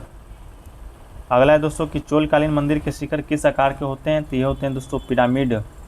अगला है दोस्तों कि तंजौर के राजराजेश्वर या बृहदेश्वर मंदिर का निर्माण किल चोल शासक ने करवाया था, तो ये करवाया था आपका दोस्तों राजा राम प्रथम ने। अगला है दोस्तों किस मंदिर ने विमान गर्भगिरी के ऊपर बनी बहुमंजिला मीनार को भारतीय वास्तुकला का निष्कर्ष माना जाता है, तो यह माना जाता है दोस्तों तंजौर का राजराजेश्वर मंदिर। अगला है दोस्तों कावेरी नदी के तट पर गंगे कौंड चोलपुरम के वीरभद्रेश्वर मंदिर का निर्माण किस चोल शासक ने करवाया था, तो ये करवाया था दोस्तों आपका राजेंद्र प्रथम ने।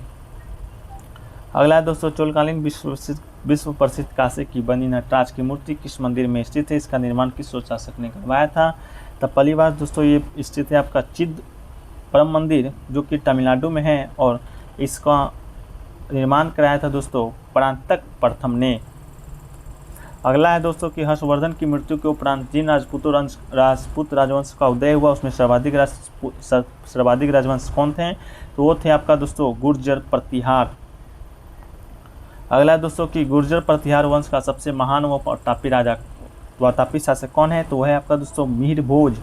अगला है कि दोस्तों किस गुर्जर प्रतिहार शासक ने विष्णु के सम्मान में आदि विराह की उपाधि धारण की थी, तो वो धारण की थी दोस्तों आपका मिहिर भोज। अगला है दोस्तों कि सम्राट की उपाधि धारण करने वाला गुर्जर प्रतिहार वंश का पहला शासक कौन था, तो वो था दोस्तों आपका वत्सराज। अगला है गुर्जर प्रतिहार वंश का अंतिम शासक कौन था, तो वो था दोस्तों आपका यशपाल। अगला है दोस्तों कि पाल शासनकाल में शासन के दो प्रधान केंद्र कहाँ कहाँ थे, तो वो एक थे दोस्तों मुंगेर, दूसरा थे पाटलिपुत्र। अगला है दोस्तों कि पाल नरेश किस धर्म का अनुयायी था, तो पाल नरेश दोस्तों बौद्ध धर्म का अनुयायी था। अगला है दोस्तों कि पाल वंश के किन शासकों ने परम सौगात की उपाधि धारण की थी, तो परम सौगात की उपाधि धारण की थी दोस्तों धर्मपाल व देवपाल। अगला है दोस्तों किस पाल शासक को नालंदा विश्वविद्यालय को पुनर्जीवित करने का श्रेय जाता है, तो नालंदा विश्वविद्यालय को पुनर्जीवित करने का श्रेय जाता है दोस्तों धर्मपाल को। अगला है दोस्तों कि पाल वंश का सबसे योग्य शासक किसे माना जाता है दोस्तों, तो पाल वंश का सबसे योग्य शासक माना जाता है धर्मपाल को। अगला है दोस्तों कि पाल वंश का सबसे शक्तिशाली शासक किसे माना जाता है, तो सबसे शक्तिशाली शासक है दोस्तों देवपाल। हिलपाल शासक ने वर्तमान भागलपुर के कहर गांव के निकट विक्रमशिला विश्वविद्यालय की स्थापना की थी, तो वो था दोस्तों आपका धर्मपाल। अगला है कि त्रिपक्षीय संघर्ष के किस नगर पर कब्जा करने के लिए शुरू हुआ था, तो दोस्तों कन्नौज के कब्जा करने के लिए त्रिपक्षीय संघर्ष शुरू हुआ था। अगला है दोस्तों कलिंग के मेघावान या चेदीवंश का संस्थापक किसे माना जाता है, तो वो माना जाता है दोस्तों महामेघवाहन को। अगला है दोस्तों कि कलिंग के चेदीवंश का महान व एकमात्र उल्लेखनीय शासक कौन था, तो वो दोस्तों आपका खारवेल। अगला है दोस्तों खारवेल के बारे में जानकारी का एकमात्र स्रोत क्या है, तो वो है दोस्तों आपका हाथी गुफा शिलालेख। अगला है दोस्तों कि हिंदी भाषा का प्रथम महाकाव्य किसे कहा जाता है, तो दोस्तों हिंदी भाषा का प्रथम महाकाव्य कहा जाता है पृथ्वीराज रासो को। अगला है कि पृथ्वीराज रासो की रचयिता चंद्रवदय की शासक का राजकवि था, तो वो था आपका दोस्तों पृथ्वीराज चौहान। यहाँ से एक क्वेश्चन और बना कि पृथ्वीराज रासो की रचयिता कौन है, तो वह है दोस्तों आपका चंद्रबरदाई। अगला है कि तराइन का प्रथम युद्ध जिसमें पृथ्वीराज चौहान की जीत हुई कब हुआ था, तो तराइन का प्रथम युद्ध बात करें दोस्तों यह होता आपका 1191 ईस्वी मोहम्मद गोरी और पृथ्वीराज चौहान के मध्य।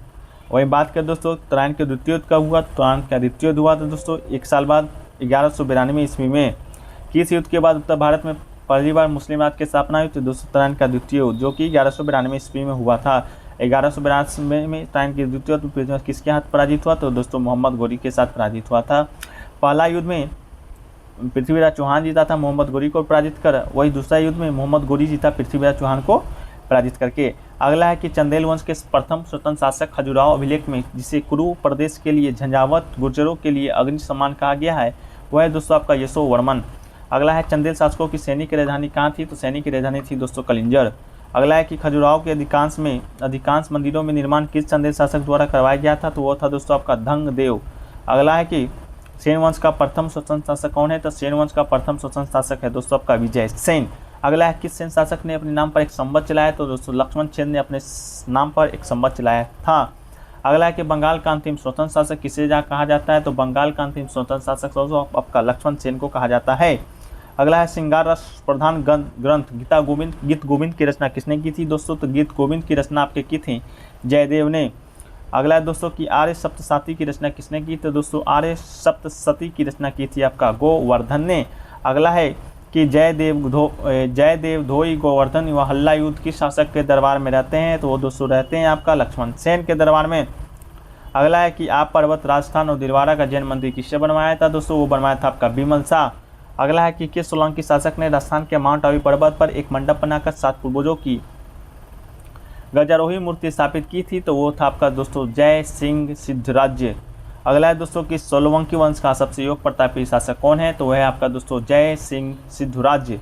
अगला है कि गुजरात का अंतिम हिंदू शासक कौन है, तो गुजरात का अंतिम शासक है दोस्तों कर्ण द्वितीय। अगला है कि कश्मीर के लोहार वंश का अंतिम शासक कौन है, तो वह है दोस्तों जय सिंह।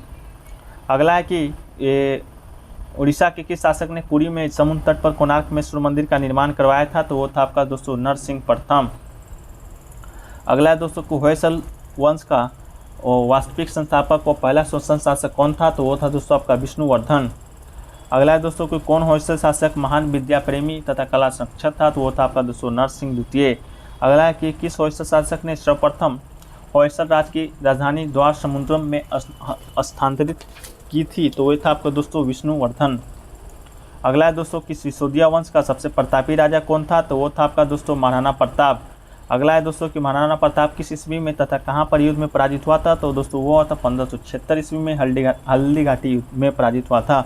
अगला है दोस्तों कि हल्दी घाटी का युद्ध महाराणा प्रताप तथा मुगल सम्राट अकबर के सेनापति के बीच हुआ था, तो उस टाइम मुगल सम्राट की सेनापति कौन थे, तो वो थे आपका दोस्तों मान सिंह। अगला है दोस्तों कि मेवाड़ के सिसोदिया वंशी किस राजा ने अपने विजय के उपलक्ष्य में चित्तौड़ में एक विजय स्तंभ कीर्ति स्तंभ का निर्माण कराया था, वो कराया था दोस्तों आपका राणा कुंभा।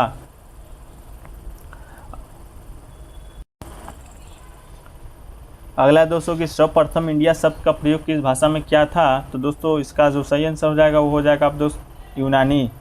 अगला है कि बाल विवाह प्रथा का प्रारंभ किस काल में हुआ था, तो दोस्तों यह आपका हो जाएगा दोस्तों गुप्त काल। अगला है कि पंचायती राज व्यवस्था का जन्मदाता किसे माना जाता है, तो दोस्तों वो माना जाता है आपका द्रविड़ों को। अगला है कि शून्य के सिद्धांत का प्रतिपादन किस बौद्ध दार्शनिक ने किया था, तो दोस्तों वो किया था आपका नागार्जुन ने। अगला है कि भागवत धर्म का प्रारंभ कहाँ से माना जाता है, तो वो माना जाता है दोस्तों महाभारत के उपाख्यान से। अगला है कि भागवत धर्म का प्रारंभिक सिद्धांत कहाँ मिलते हैं, तो वो मिलते हैं आपका दोस्तों गीता से। भागवत धर्म में विष्णु को क्या नाम दिया गया है, तो दोस्तों विष्णु को वासुदेव कहा गया है। अगला है कि ब्राह्मण धर्म के जटिल कर्मकांड एवं यज्ञीय व्यवस्था के विरोध स्वरूप उदय होने वाला प्रथम धर्म था, तो वो है दोस्तों आपका भागवत धर्म। अगला है दोस्तों कि भागवत धर्म का मुख्य ग्रंथ किसे माना जाता है, तो ये माना जाता है आपका दोस्तों श्री भगवद गीता को। अगला है दोस्तों कि भागवत धर्म में किससे प्रधानता दी गई है, तो वो दी गई है दोस्तों भक्ति भाव और समर्पण को। अगला है कि श्री भगवद गीता के किस स्कंद शाखा का विशेष महत्व है कि जिसे कृष्ण अवतार का वर्णन है, तो यह है दोस्तों आपका दशम। अगला है दोस्तों कि भागवत धर्म का विकास कितने ईसा पूर्व में हुआ था, तो ये हुआ था आपका दोस्तों 6 ईसा पूर्व में। अगला है दोस्तों कि वैष्णव धर्म के संबंध में हमें प्रारंभिक जानकारी किससे मिलती है, तो ये मिलती है दोस्तों हमें उपनिषद से। अगला है कि विष्णु के अधिकतम अवतारों की कितनी संख्या है, तो दोस्तों ये है 24 कुल 24 संख्या है। अगला है वैष्णव धर्म का मुख्य केंद्र है, तो वैष्णव धर्म का मुख्य केंद्र है दोस्तों मथुरा। अगला है कि भगवान शिव से संबंधित धर्म को क्या कहा गया है, तो ये कहा गया है दोस्तों शिव धर्म। अगला है दोस्तों कि भगवान शिव की पूजा करने वाले को क्या कहा जाता है, तो ये कहा जाता है दोस्तों शिव। अगला है कि शिवलिंग पूजा का प्राथमिक साक्ष्य कहाँ से मिलता है, तो ये दोस्तों हमें मिलता है सिंधु घाटी सभ्यता से ही। लिंग पूजा का पहला स्पष्ट प्रमाण किस ग्रंथ में मिलता है, तो दोस्तों ये मिलता है हमारा मत्स्य पुराण में। अगला है कि सेवों का सर्वाधिक प्राचीनतम संप्रदाय है, तो यह है दोस्तों आपका पाशुपत्य। अगला है कि पाशुपत संप्रदाय के संस्थापक कौन थे, तो ये थे आपका दोस्तों लकुलिश। अगला है कि लकुलिश रचित ग्रंथ का नाम क्या है, तो यह नाम है आपका दोस्तों पंचाध्यायी। अगला है कि लकुलिश का मंदिर कहाँ स्थित है, तो ये दोस्तों स्थित है आपका मेवाड़ राजस्थान। अगला है दोस्तों कि विष्णु के 22 अवतारों का उल्लेख किस भारतीय ग्रंथ में मिलता है, तो यह हमें मिलता है दोस्तों भगवत पुराण में। अगला है दोस्तों कि वैदिक धर्म ग्रंथ को अन्य किस नाम से जाना जाता है, तो ये जाना जाता है दोस्तों ब्राह्मण ग्रंथ से। अगला है कि भारत का सर्वाधिक प्राचीन धर्म ग्रंथ है, तो वह है दोस्तों वेद। अगला है कि वेदों के संकलनकर्ता कौन है, तो यह है दोस्तों वेद व्यास। अगला है कि वेद शब्द का अर्थ क्या है, तो वेद शब्द का अर्थ है दोस्तों पवित्र व आध्यात्मिक ज्ञान। वेद कितने होते हैं, तो वेद 4 होते हैं। ऋग्वेद को कितने मंडल में विभाजित किया है, तो दोस्तों 10 मंडल में विभाजित किया है। और कितने सूक्तों की संख्या कितनी है, तो सूक्तों की संख्या है दोस्तों 10 28। और ऋग्वेद में 4 श्लोक मंत्रों की संख्या कुल कितनी है, तो मंत्रों की संख्या है दोस्तों 10,580। सोम देवताओं का उल्लेख ऋग्वेद के किस मंडल में है, तो यह है दोस्तों आपका 9वें मंडल में। अगला है दोस्तों कि ऋग्वेद का 7वां मंडल किस देवता को समर्पित है, तो यह है दोस्तों आपका वरुण।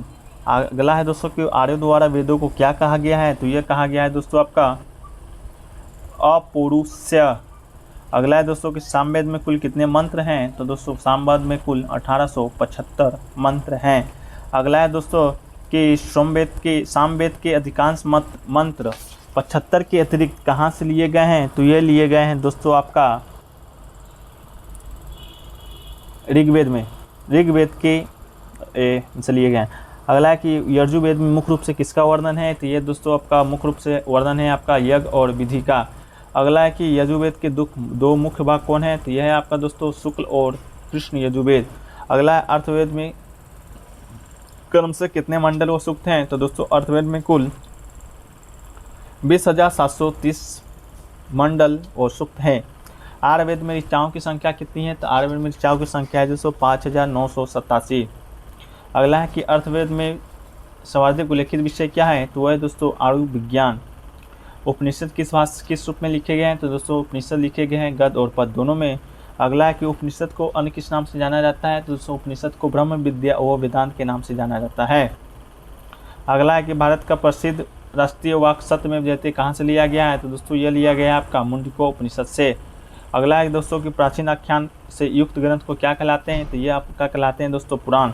अगला है दोस्तों पुराणों की कुल संख्या कितनी है, तो ये दोस्तों है कुल 18। अगला है पुराणों के रचयिता किन्हें माना गया है, तो ये माना गया है दोस्तों लोमहर्ष उग्र श्रव को। अगला है कि सबसे प्राचीन प्रामाणिक पुराण क्या है, तो यह दोस्तों अपना का मत्स्य पुराण। अगला है कि स्मृति ग्रंथ में सबसे प्रामाणिक स्मृति है, तो यह है दोस्तों मनुस्मृति। अगला है कि भारत के 2 महान प्राचीन महाकाव्य कौन है, तो यह है दोस्तों आपका रामायण व महाभारत। अगला है दोस्तों महाभारत की रचना किस ऋषि के द्वारा किस भाषा में की गई थी, तो ये की गई है व्यास के द्वारा संस्कृत भाषा में। अगला है कि प्रारंभ में महाभारत को किस नाम से जाना जाता है, तो दोस्तों जय संहिता के नाम से जाना जाता है। अगला है सबसे प्राचीन वेद, तो ऋग्वेद। संपूर्ण विश्व की प्राचीन रचना किसे माना जाता है, तो ऋग्वेद को ही माना जाता है। लोकप्रिय गायत्री मंत्र का उल्लेख कहाँ है, तो ऋग्वेद में ही है। अगला कौन सा वेद कर्मकांड ग्रंथ है जिससे यज्ञ संबंधी विद्या का वर्णन है, तो दोस्तों यह है आपका यजुर्वेद। अगला है कि भारतीय संगीत का जनक, तो भारतीय संगीत का जनक दोस्तों सामवेद को कहा जाता है। अगला कौन सा वेद गद्य व पद्य दोनों में है, तो ये दोस्तों आपका यजुर्वेद है। कौन सा वेद वास्तुशास्त्र, औषधि प्रयोग, रोग निवारण, जनतंत्र मंत्र, जादू टोना, वशीकरण, विवाह, प्रेम, राजकर्म, मातृभूमि आदि विविध विषयों से संबंधित है, तो ये दोस्तों आपका अर्थवेद। अगला दोस्तों किस वेद में सवा एवं सवा समिति को प्रजापति की 2 पुत्री कहा गया है, तो ये कहा गया दोस्तों अर्थवेद को। सबसे महत्वपूर्ण उपवेद है, तो वह है आपका दोस्तों आयुर्वेद। अगला है दोस्तों कि जैन धर्म के संस्थापक प्रवर्तक और तीर्थंकर कौन है, तो ये आपका दोस्तों ऋषभदेव। अगला है दोस्तों कि जैन धर्म के कुल कितने तीर्थंकर हुए हैं, तो ये दोस्तों आपका 24।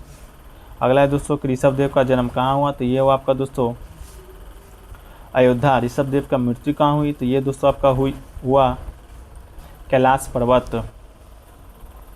अगला दोस्तों ऋषभदेव का प्रतीक चिन्ह क्या था, तो ये था आपका दोस्तों सार। अगला है कि जैन धर्म के 23वें और प्रथम ऐतिहासिक तीर्थंकर कौन है, तो ये है आपका दोस्तों पार्श्वनाथ।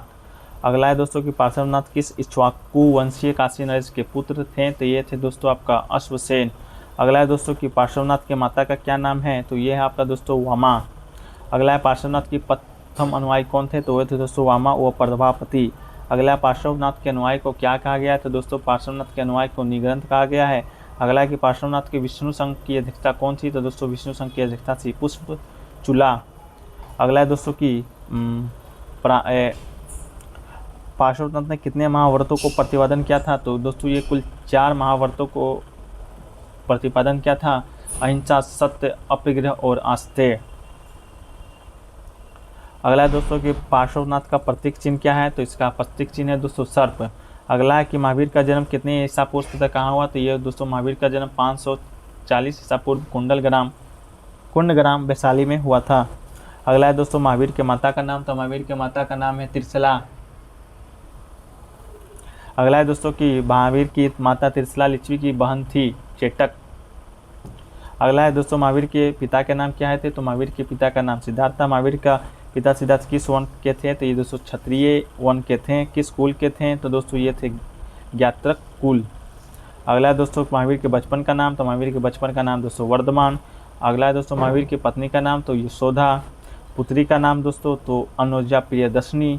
अगला है दोस्तों कि अपने माता पिता की मृत्यु के बाद महावीर ने कितने वर्षों की आयु में तथा किससे आज्ञा लेकर संन्यास जीवन को स्वीकार किया, तो दोस्तों 30 वर्ष की आयु में नंदी वर्मन जो कि महावीर के बड़े भाई थे उनसे आज्ञा लेकर संन्यास जीवन को स्वीकार किया था। अगला है कि महावीर को कबल्य मतलब सर्वोच्च ज्ञान की प्राप्ति किस नदी पर हुई, तो ये नदी है दोस्तों ऋजुपालिका नदी। अगला है दोस्तों कि महावीर ने अपना प्रथम उपदेश किस भाषा में दिया, तो अर्ध मगधी में दिया था। अगला है दोस्तों कि महावीर के प्रथम अनुयायी कौन बने, तो दोस्तों महावीर के प्रथम अनुयायी थे जमाली।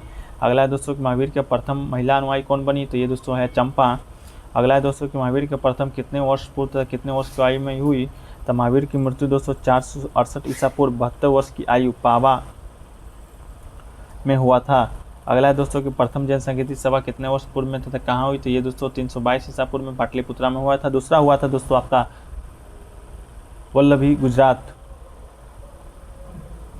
अगला है दोस्तों कि प्रथम जन संगीति किसके नेतृत्व में हुई थी, तो ये दोस्तों आपका हुआ था स्थूल भरद।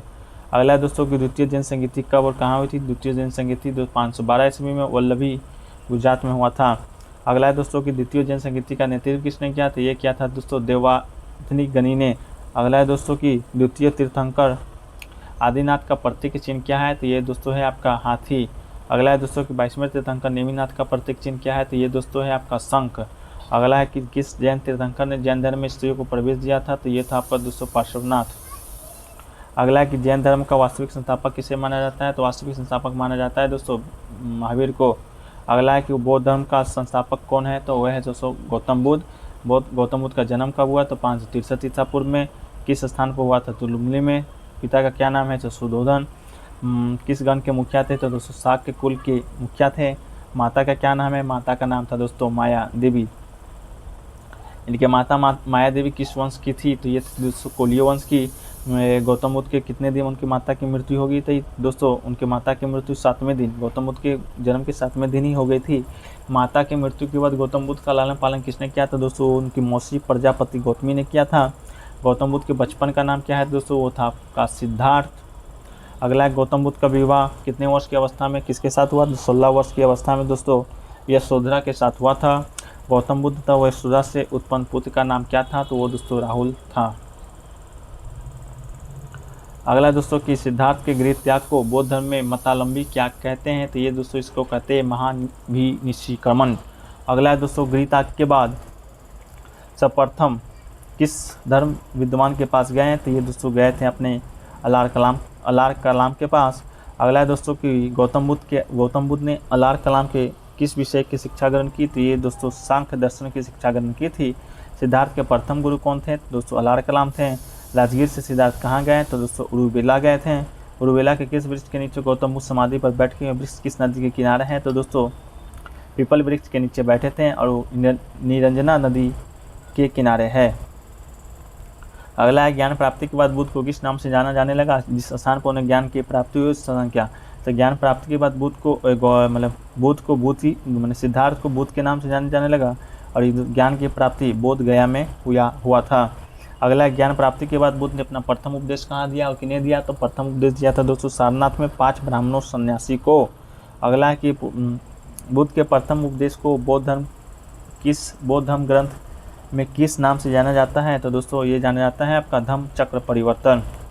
अगला है दोस्तों कि सारनाथ में गौतम बुद्ध कहाँ गए? तो दोस्तों सारनाथ से गौतम बुद्ध काशी गए थे। अगला कि उर्मिला के बाद गौतम बुद्ध कहाँ गए? वहाँ के किस तत्कालीन राजा से ने उनकी शिष्यता ग्रहण की? तो वहाँ से दोस्तों राजगीर गए थे और बिंबिसार ने उनकी शिष्यता ग्रहण की थी। अगला है कि राजगिरी के शासक बिंबिसार ने गौतम बुद्ध के कौन से वन दान में दिए थे दोस्तों? तो वेलुवन दान में दिए थे। अगला है कि बुद्ध ने अपना उपदेश कहाँ दिया? तो दोस्तों बुद्ध ने अपना उपदेश श्रावस्ती में दिया था। अगला है दोस्तों कि बिंबिसार के अतिरिक्त गौतम बुद्ध ने अन्य प्रमुख अनुयायी शासक कौन कौन थे? दोस्तों वो थे प्रसेनजीत और उदयन। अगला है दोस्तों कि बौद्ध संघ में नारी के प्रवेश की अनुमति मिलने के बाद वो प्रथम नारी कौन जिसने बौद्ध संघ में प्रवेश किया? तो वो था दोस्तों आपका प्रजापति गौतमी। अगला है कि महात्मा बुद्ध की मृत्यु कब, कहाँ और कितने वर्ष की अवस्था में हुई? तो दोस्तों ये 483 ईस्वी पूर्व कुशीनारा में हुआ था 80 वर्ष की आयु में। अगला है दोस्तों कि बौद्ध की मूर्ति को बौद्ध धर्म में किस नाम से जाना जाता है दोस्तों? तो उसे महापरिनिर्वाण के नाम से जाना जाता है। अगला है कि बौद्ध संघ में प्रविष्ट होने को क्या कहा जाता है दोस्तों? प्रविष्ट होने को कहा जाता है दोस्तों उपसंपदा। अगला है बौद्ध धर्म के त्रिरत्न कौन हैं? तो बुद्ध धर्म और संघ इनके त्रिरत्न हैं। अगला है दोस्तों कि प्रथम बौद्ध संगीति बिहार के नालंदा जिला के राजगिरी में किस स्थान पर हुई थी? तो ये दोस्तों हुआ था आपका सप्तकर्णी गुफा में। अगला है कि चतुर्थ बौद्ध संगीति का उपाध्यक्ष कौन थे दोस्तों? उपाध्यक्ष थे आपका अश्व घोष। और किस बौद्ध संगीति के बाद बौद्ध धर्म 2 भागों में बट गया था? वो था आपका चतुर्थीय बौद्ध संगीति में हीनयान और महायान में बट गया था। अगला है कि गौतम बुद्ध ने अपना उपदेश किस भाषा में दिया? तो दोस्तों पाली भाषा में दिया था। कौन सी बौद्ध रचना गीता के समान मानी जाती है दोस्तों? ये धम्मपद गीता के नाम से जानी जाती है। अगला है दोस्तों कि बौद्ध धर्म के बारे में विस्तृत जानकारी हमें कहाँ से प्राप्त होती है दोस्तों? ये प्राप्त होती है हमें त्रिपिटक साहित्य से। अगला है दोस्तों कि संसार दुखों से बड़ा ये सिद्धांत बुद्ध ने कहाँ से लिया? तो ये दिया है दोस्तों उपनिषद से।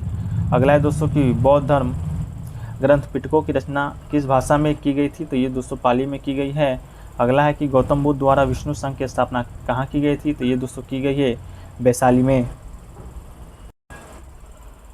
तो दोस्तों कैसा लगा आज का ये वीडियो? अगर अच्छा लगा हो तो चैनल को लाइक कीजिए तथा सभी ग्रुपों में शेयर कर दीजिए और आगे भी इस तरह की वीडियो आप तक पहुँचे इसलिए चैनल को सब्सक्राइब कर दीजिए तथा बेल बटन पर क्लिक कर दीजिए। तो मिलते हैं नेक्स्ट वीडियो में, जब तक के लिए जय हिंद, धन्यवाद।